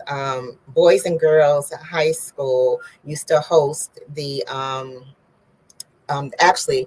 they partnered with the ladies of Delta Sigma Theta, and I believe it was the Brooklyn alumni chapter to do Delta Sigma Theta book festival or book fair at Boys and Girls High School. So that was like one of the first book fairs where I sold my novel at Boys and Girls, and I still have that picture from way back when. And shout out to the ladies of Delta Sigma Theta, because I know I love participating in that particular book fair. It's one of my favorites. Also, too, Medgar Evers College. Yes, the Center for Black Literature. Yes, yes. Yes. They have some brilliant students coming out of there, especially the poets. They're mind blowing. Oh yeah, Oh, absolutely. oh gosh, I was in their presence once, and I was amazed by the talent and the passion of just people so young, but it's like nothing is getting past them. They got it all, and they're addressing it in their poetry, and I love it. I'm here for it. Thank you so much for saying that. I worked with a lot of the poets, and a lot of my students are now the teachers there, so I'm really proud to hear that, because I was one of the first people to teach spoken word at Medgar Evers through the Black Center for Black Literature. Yeah. Wow. No, they were blazing. I had actually wandered into one of their open mic sets in their little cafeteria, because I was part of the National Black Book Conference. Right. And I sort of just wandered in because I had a little time, between the next session or whatever. And I was like, whoa, these college kids got it going on, as we used to say. It was like, they are doing it. I was like, okay, so the fact that you had something to do with that, it's like, okay, I see you. Oh yeah, and my fingers all in there. Now, so can we please have an excerpt from you? Okay, I'm waiting for it to open up. Can we talk a little more until it does? Can I tell you a little bit about my writing workshop? Sure. So after teaching, and I just didn't want to stop, I guess. I'm so devoted to my childhood community of Brownsville, which most people frown on. They feel like it's just a place of criminals and that type of thing. But I know a different Brownsville, and I know how much creativity and culture came out of Brownsville, and what raised me and who raised me. So I came back, and I went to the Brownsville Heritage House and asked if I could teach a writing workshop for free there. That's how we started. And I actually kind of left Medgar Evers to go do Power in the Pen, conduct Power in the Pen. So every Saturday between 11 and 2, from 11 to 2 p.m., we are at Brownsville Heritage House. All you hear is beautiful poetry, excerpts from novels and memoirs, and people are receiving, and it's my way of teaching, people to pass the literacy on in their families. Because I noticed, as teaching in the daytime, I would teach the students, right, at the high school, and then at nighttime, I was teaching at Medgar Evers. And I noticed when kids graduate, they did really well, and they went on with their lives. But when the parents knew, right, when we have the parents informed, and the parents are learning, then the parents go home and they make sure everybody can read, So that's my mission, is to spread the literacy in the homes. Okay, I just want to get that in there. So I can start now. Mm-hmm. All right. So this is from Mariah Seed, Special Classes. My first novel, written 20 years ago. This is the 20th anniversary. July 1980. Passion jumped out of her bed. She stormed down the narrow apartment hallway towards the front door and closed one eye to see through the peephole. Mecca, she hollered for her 22-year-old college grad who had recently returned home. Coming, Ma, her daughter stirred, still half asleep. She had heard a ruckus and hoped it was coming from next door. Damn, Mecca mumbled when she looked at her clock. Then she got excited. Who is it? Hurry, your best friend is here. She needs some help. Passion's tone swiftly changed from annoyed to concerned as she rushed the young lady into the apartment. Orset, girl, what are you doing here? Mecca was trying to get her arm into the right sleeve of her bathrobe. Orset started talking fast. My dad put me out. I'm so sorry to wake you. She began to cry through her apology. He hates my boyfriend and forbids me to see him. She paused, feeling guilty about the confession she was about to make. But we went out last night. Anyway, when I got home, my clothes were in the street, and he said not to come back. She sobbed from inside the doorway, with one foot still holding door slightly ajar. I really don't want to be any trouble, but I don't know where else to go. Orset dropped her head in shame. Oh, please, Ma, can she stay? Just a little while until we figure out her next move, Mecca pleaded, then ran over to Passion and threw her arms around her mother's neck.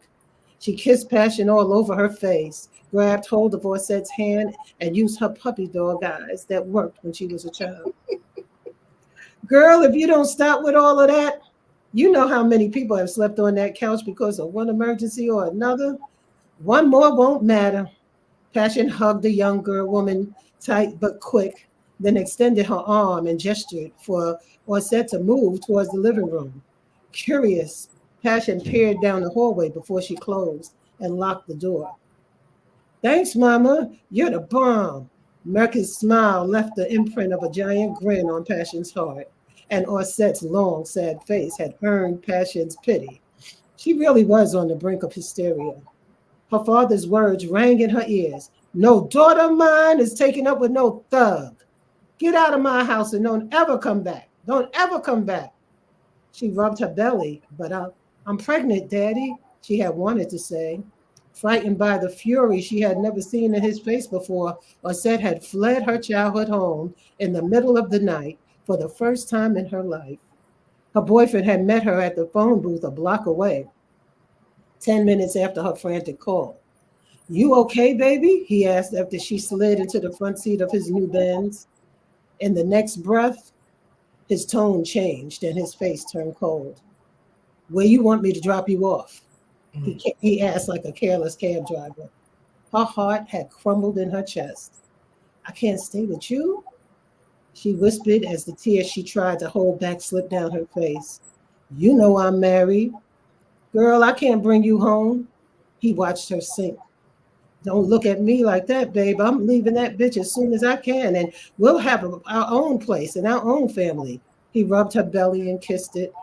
In the meantime, see if you could stay with Mecca. You know Passion won't mind. It's like a Holiday Inn over there. The man, 8 years her senior, had a way of staring her down and disabling her common sense. Orset would agree to anything he'd ask after that. Her father called him Trouble. It had become his new name, and she knew he'd cause her nothing but trouble. You still have that package I gave you? He asked. You didn't leave it there, did you? No, it's in my black bag. Trouble smiled and winked. You know you my girl, right? Orset just nodded. She couldn't muster up a fake smile like she usually would after agreeing to do something her spirit had warned her against. She felt like a fool. The band screeched as Trouble made a U-turn on Powell Street, then sped down Sutter Avenue. He didn't even say goodbye, she thought as she rode the elevator to the 4th floor and prayed Miss Passion couldn't tell that she was 4 months pregnant. Thank you, Mrs. Freeman, Orset quickly added as she walked in. She wanted to hold on to Miss Passion's hug, a real mother's hug. Hold on and cry all night. Instead, she walked into the living room and latched on to Mecca's neck. It's okay, Orset, she said, and held and patted her best friend's back like she used to when they were teenagers and some boy had left Orset brokenhearted. They'd have a sleepover, eat pizza, and Mecca would tell corny jokes. We got to find you some better boyfriends, child. Let me get some covers for you. She repeated the same lines she'd said back in the day, but Orset had lost the goofy laugh that Mecca loved, and the genuine innocence of her demeanor had disappeared. Mecca was still happy to see her old friend, though she seemed different. Maybe we can get back to being tight like we used to be, she thought. She's still my girl. Mecca smiled and winked as she turned from her friend. I'll be right back. Don't look so worried. We'll get through this, sis. The smile and wink made Orset think of Trouble, and a shiver ran down her back. He don't even love me, she told herself. The next night, ruckus resurged at the front door as the ladies prepared to retire. Mecca and Passion walked towards the back of their apartment when, come out of here, Orset loudly echoed in the hallway. It must be her father. You and Orset go ahead in the back, Mecca. I'll handle this, Passion assured her daughter. But when she heard another voice shout, "Come out or we're coming in," Passion yelled, "Mecca, call the cops." It was trouble and his friends. Battering ram in hand, the group of masked men dressed in black from head to toe burst through the metal apartment door. They poured into Passion's home and converged upon the helpless women. Somehow, Mecca survived. Wow. Wow. Yeah. And this is taking place in Brooklyn in the 80s. Yes, this is in the 80s in Brooklyn, in Brownsville, to be specific. It's always my backdrop. And then goes on to show a night, and well, it goes back in time, actually, to 1963, when a police officer kills a black boy, and it erupts, the whole community erupts. And you get to see passion in every sense of the word throughout the night. Yeah. Wow. Yeah. Woof. That's powerful. So I have to ask, and I know the answer, but I have to ask anyway. What led you to center your stories in Brooklyn? Yeah. Because it's my home, and I really don't think people know what happens here, and especially in Brownsville. And that, if you just watch the news, you wouldn't have a clue as to what really happened. And we have such a rich history here that needs to be told. Yeah. And I felt like I needed to preserve, the community it was a powerful community back then. We did some amazing things, and people just don't know about it, or they choose not to, expose it. Right. I mean, when you think about Brownsville seems to just have happened. You don't understand that there's a whole history that evolved, that brought it from one place to another. And there are all these details that no one's really sharing. There's a whole narrative there that's not being recorded, that's not being saved. Well, it's being saved now because you're working to do that work. Right. So that's powerful. And it's powerful for the plain, simple fact that the young people who are there now don't understand what's been happening in their own neighborhood, or what the early history of the neighborhood was, what the dynamics of the neighborhood was, how the community came together. So all of that gives a different sense to a place than, just a liquor store and a check cashing place. Right. Right. And there's I want to just remind people that it's an allegory, and it's allegorical because I wanted people, like I said, to see passion in every sense of passion, but passion, the community was so passionate. And we were fighting for justice all the time. So this was my way to honor passion and justice, even though the problem was that passion and justice were both killed, and that's what made our communities begin to self-destruct, and be attacked, and so that's the point I'm making. It may seem like I'm just talking about some characters, but all of their names have powerful meanings. Right, because now that you mention it, and you mention it like that, with the loss of passion and justice, you have a loss of hope. Right. And that's how a place can turn into a hopeless place. Exactly. Yeah. And I'm thinking of it. I'm thinking of my own neighborhood where I grew up in the South Bronx, where in the 70s it was just on that downward spike because of addictions, and people who were struggling, and crime, and the rape, and then the burnt down abandoned buildings, and it was the relics of it looked like the what I call the bones left behind after a war, the ashes, right? And that's what the Bronx looked like. It was ashes, and it smelled bad. You could smell it in the air, right? But imagine if while living in that place, we understood that there was a rich history. And I'm talking about the Bronx, because I don't know anybody writing about that neighborhood I was in. Right. But imagine if there were books about the protest and the community and the justice seekers and the heroes within that Millbrook projects. I would have had a different sense of pride about where I came from and the community I was a part of. Right. Because none of those things happen by coincidence.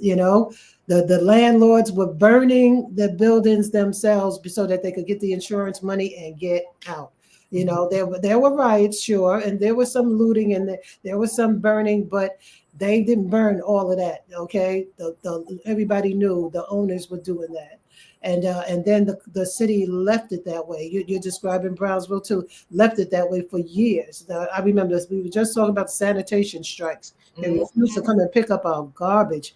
When people started burning garbage in the streets, it may have looked like we were crazy people on the news, but people were burning it because they weren't picking it up.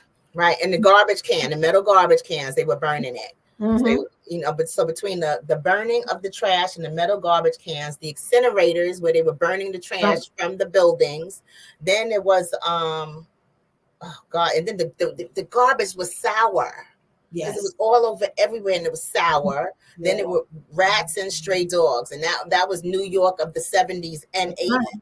That's right. It sure was. And then to make us real famous, they made us Fort Apache the Bronx. Right. And Escape from New York. Right. Exactly.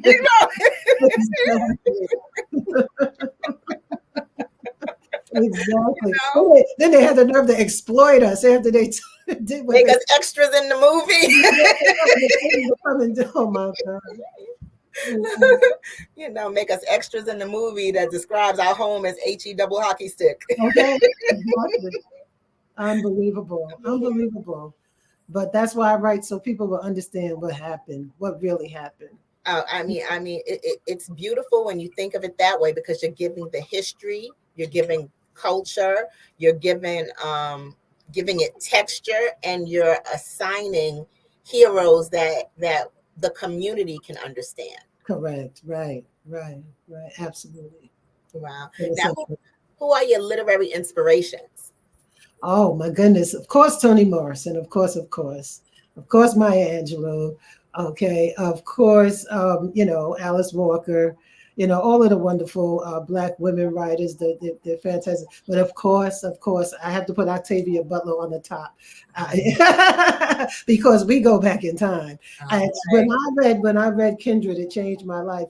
And I realized that this is how I can do it. I go back in time and I'll tell the story. And I go all the way back. The second book, we go back to 1741. We go back to the slave ship. And we talk about all of the things that were going on back then. And it's how it's the same way. We're still dealing with the same issues. Okay.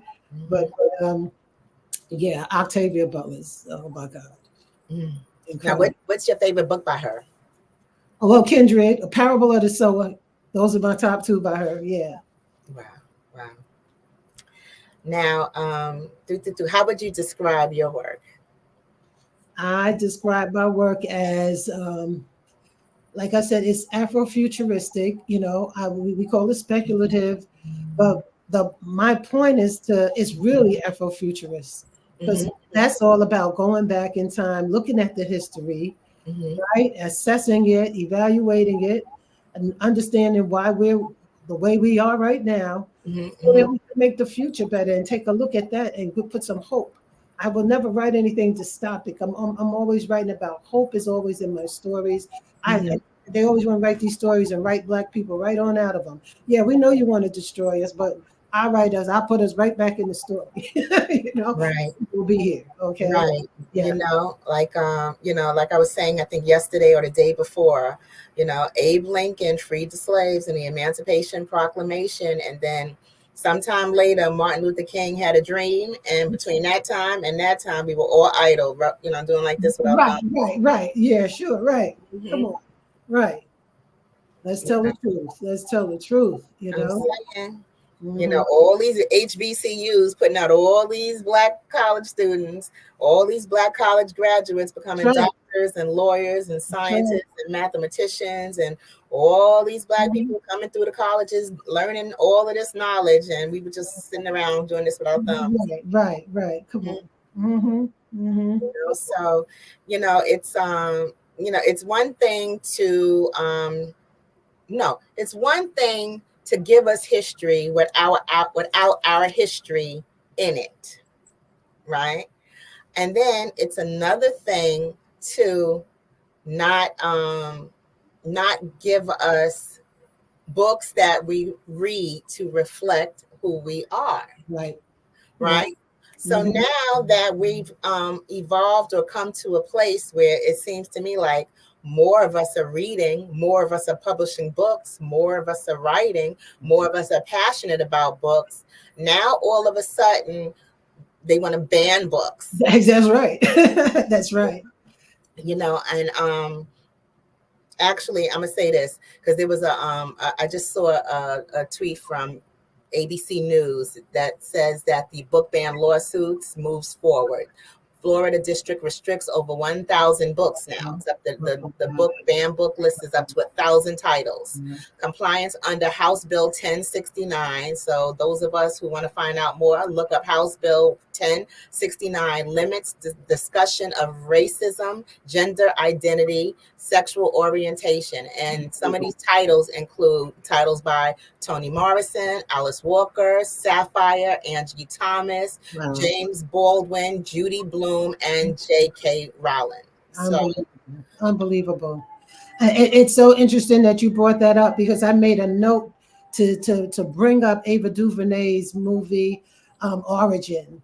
And I urge everyone to see it. Everyone should see it. Everyone should see it because it's about Isabel Wilkerson's book Caste.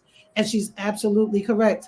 And we talk about racism all the time, but we don't talk about what it really, really is. It's a caste system. And they make a decision to put a certain people on the bottom and create all this propaganda and all this belief and all this negativity about them. So we literally hate them to give us the worst of the worst. And it happens all over the world. It's in India, you know, with the untouchables. And it's with, of course, you know, in every community, unfortunately, with the Jews. That's what they did for the Holocaust. They made them the people that everybody should hate, and people turned their heads while they were killing them. You know.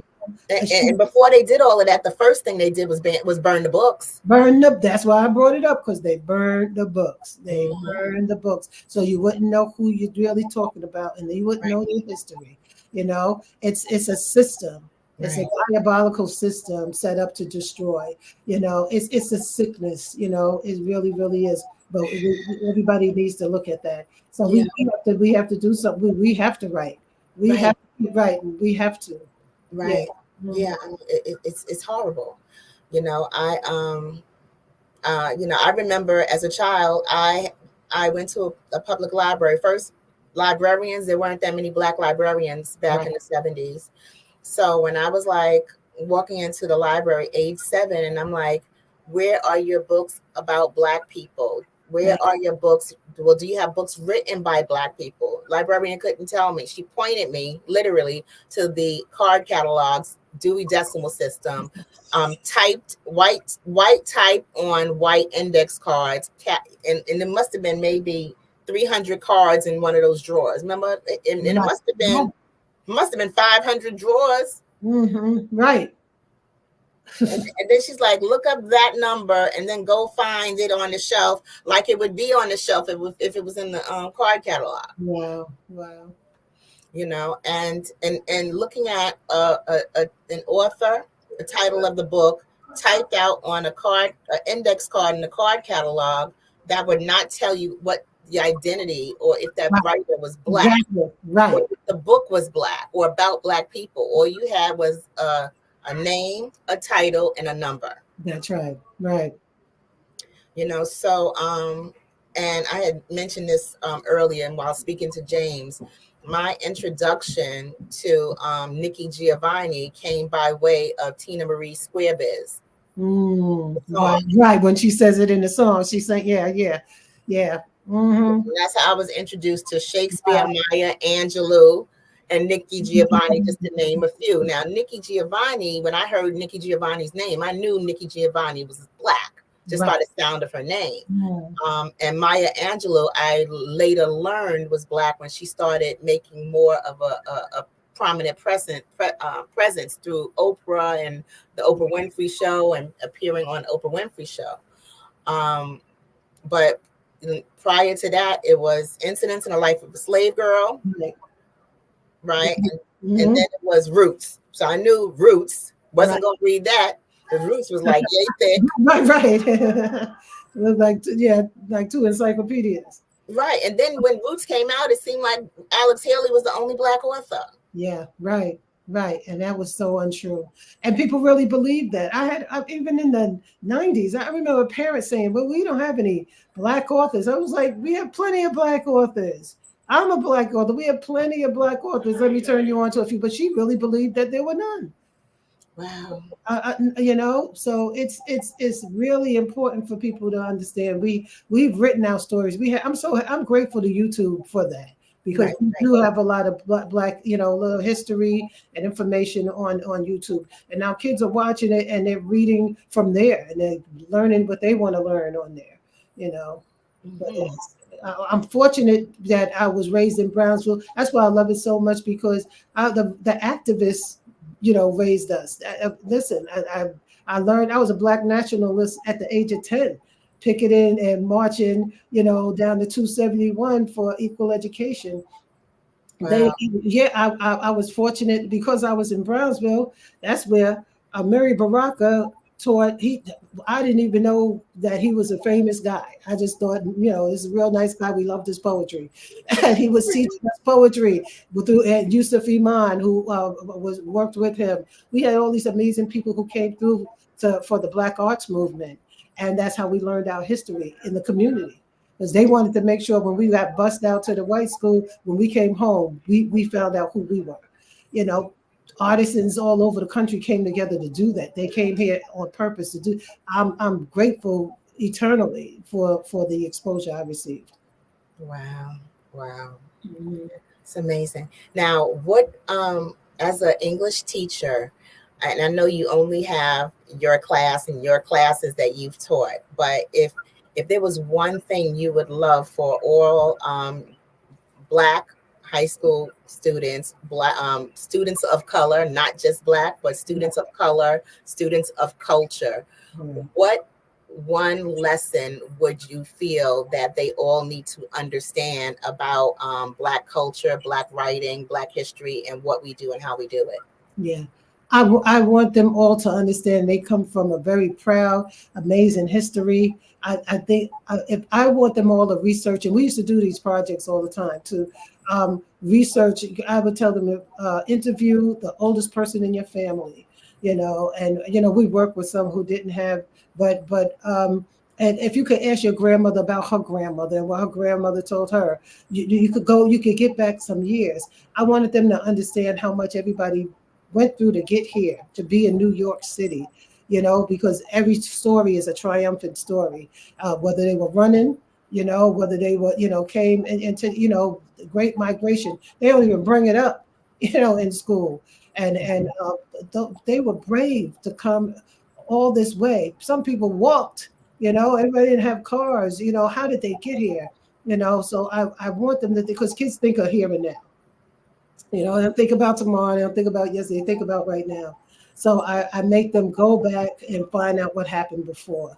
I guess that's why I write what I write too, because they so much, sometimes right in their own families, they don't tell them who they are. So I would hear the girls calling each other names, and I'm like, why are you even saying that? That's ridiculous. So I had them ask their parents, about their history. When they came back, they were so proud of themselves. They were so proud. I remember one girl, they always called her name. She was Puerto Rican. All she ever heard was Puerto Rican. She didn't have a clue about Boricua or Taino and what her roots were. She had no idea.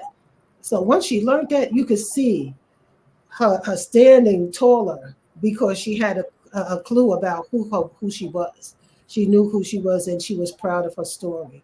So a lot of times they don't tell the stories because they were harrowing stories, but please tell your stories to your children. Please pass on the stories, because before I could teach them anything, I had to make them know that they needed to be in school. They needed to learn, because a whole lot of our kids are smart. There's nothing wrong with our kids. They just don't feel like it's worth a damn. Like, I'm here to do what? How's this going to help me later on? We need money now.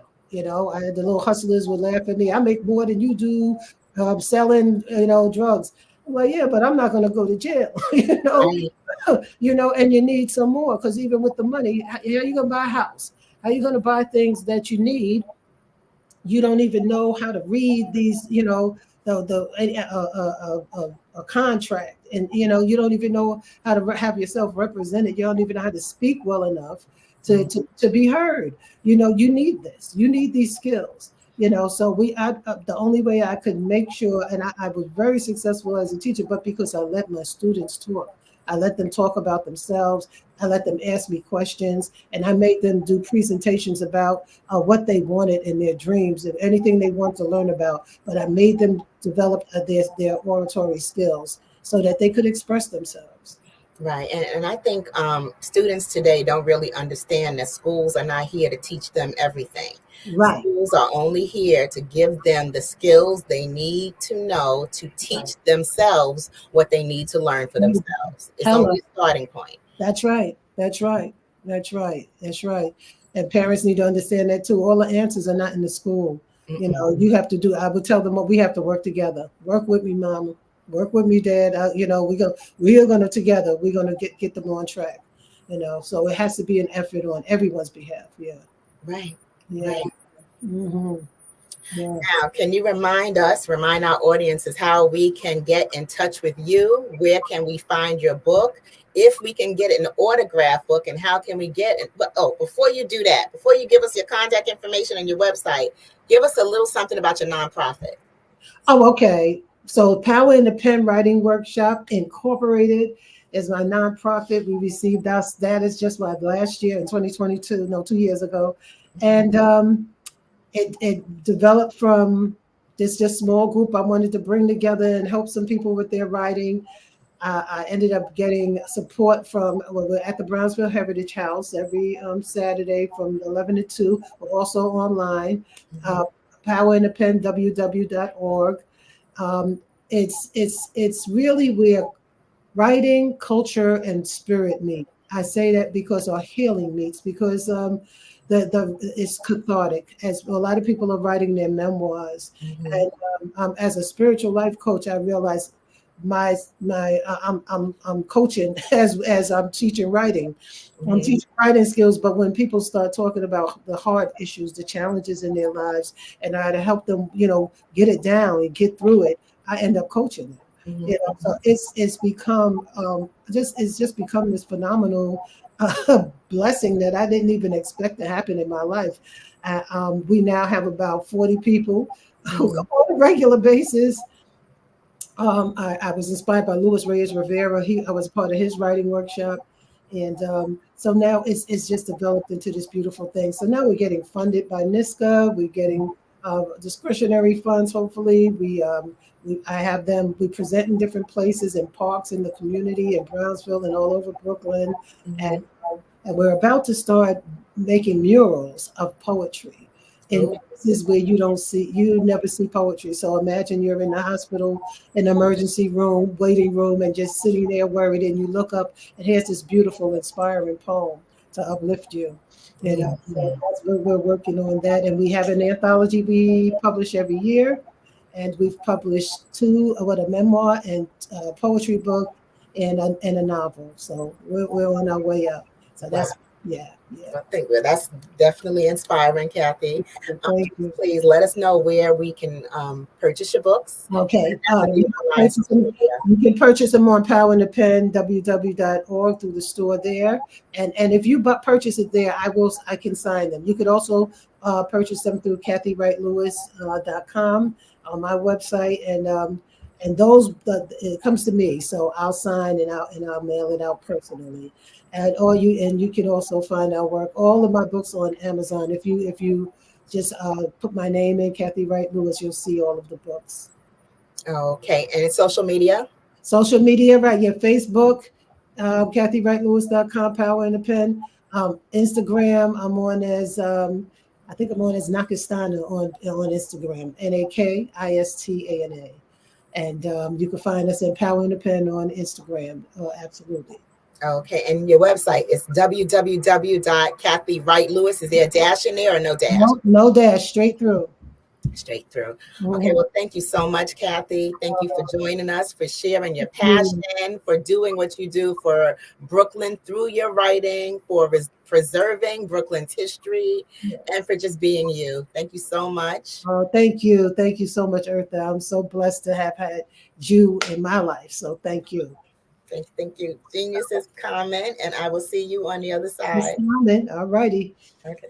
Take care. Okay. Wow. Oh, please look up Kathy Wright Lewis. Look up her work.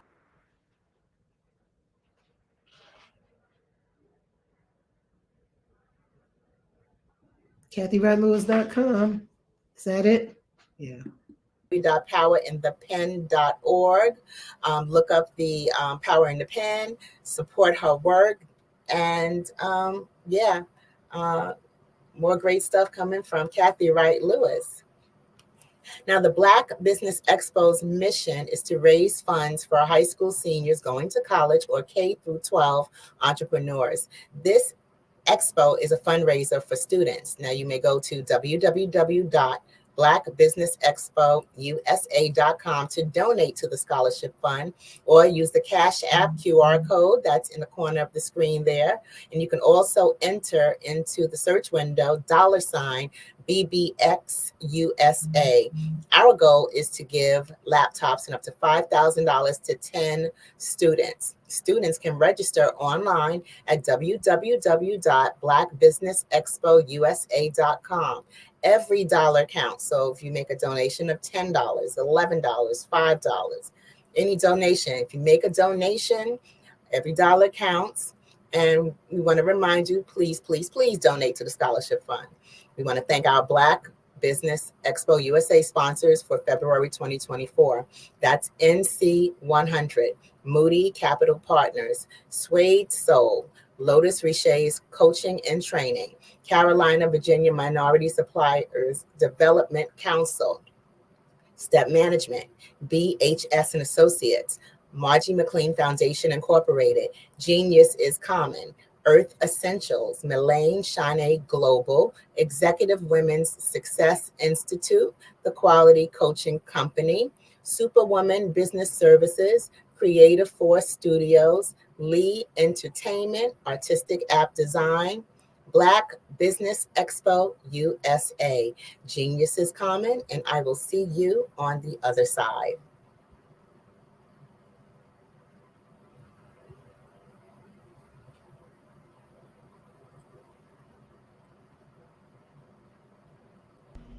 Why do I do what I do? You know, my life coach asked me that a few years ago. And she said, Tony, what's your why? And I told her, and she said, girl, you've already accomplished that. Perhaps you need a new why. Hi, Tony Harris, Amy Hoydu with Say It Said Marketing, one of your students. And just wanted to say thank you, Tony Harris, for spending so much time with me and giving me that boost in my business that I so drastically needed.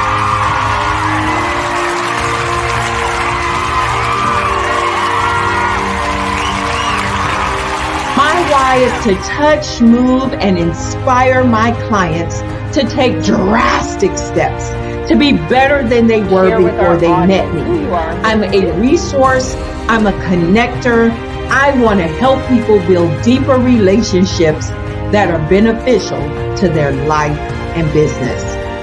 That's what I do best. So, first thing you got to do is show up. And speaking is a way to magnetically attract your ideal client to you. How many of you use social media that way? Absolutely, and this is how you look to the world. Drastic steps are the steps that are needed to be successful. And my business is drastic denotes a mindset.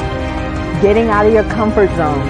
Doing something that you don't necessarily feel comfortable doing, want to do, but you know it's a necessary step to be successful in your business. I get the most satisfaction when I see my connections flourishing into relationships long after I am gone. Hi, my name is Jasmine Augustine with Media Jasmine, and I've joined several networking and referral groups in the area. And Network in Action Northeast Houston with Tony Harris Taylor is one of the best organizations that I've joined. I love that piece of what I do, and it is what fuels my fire.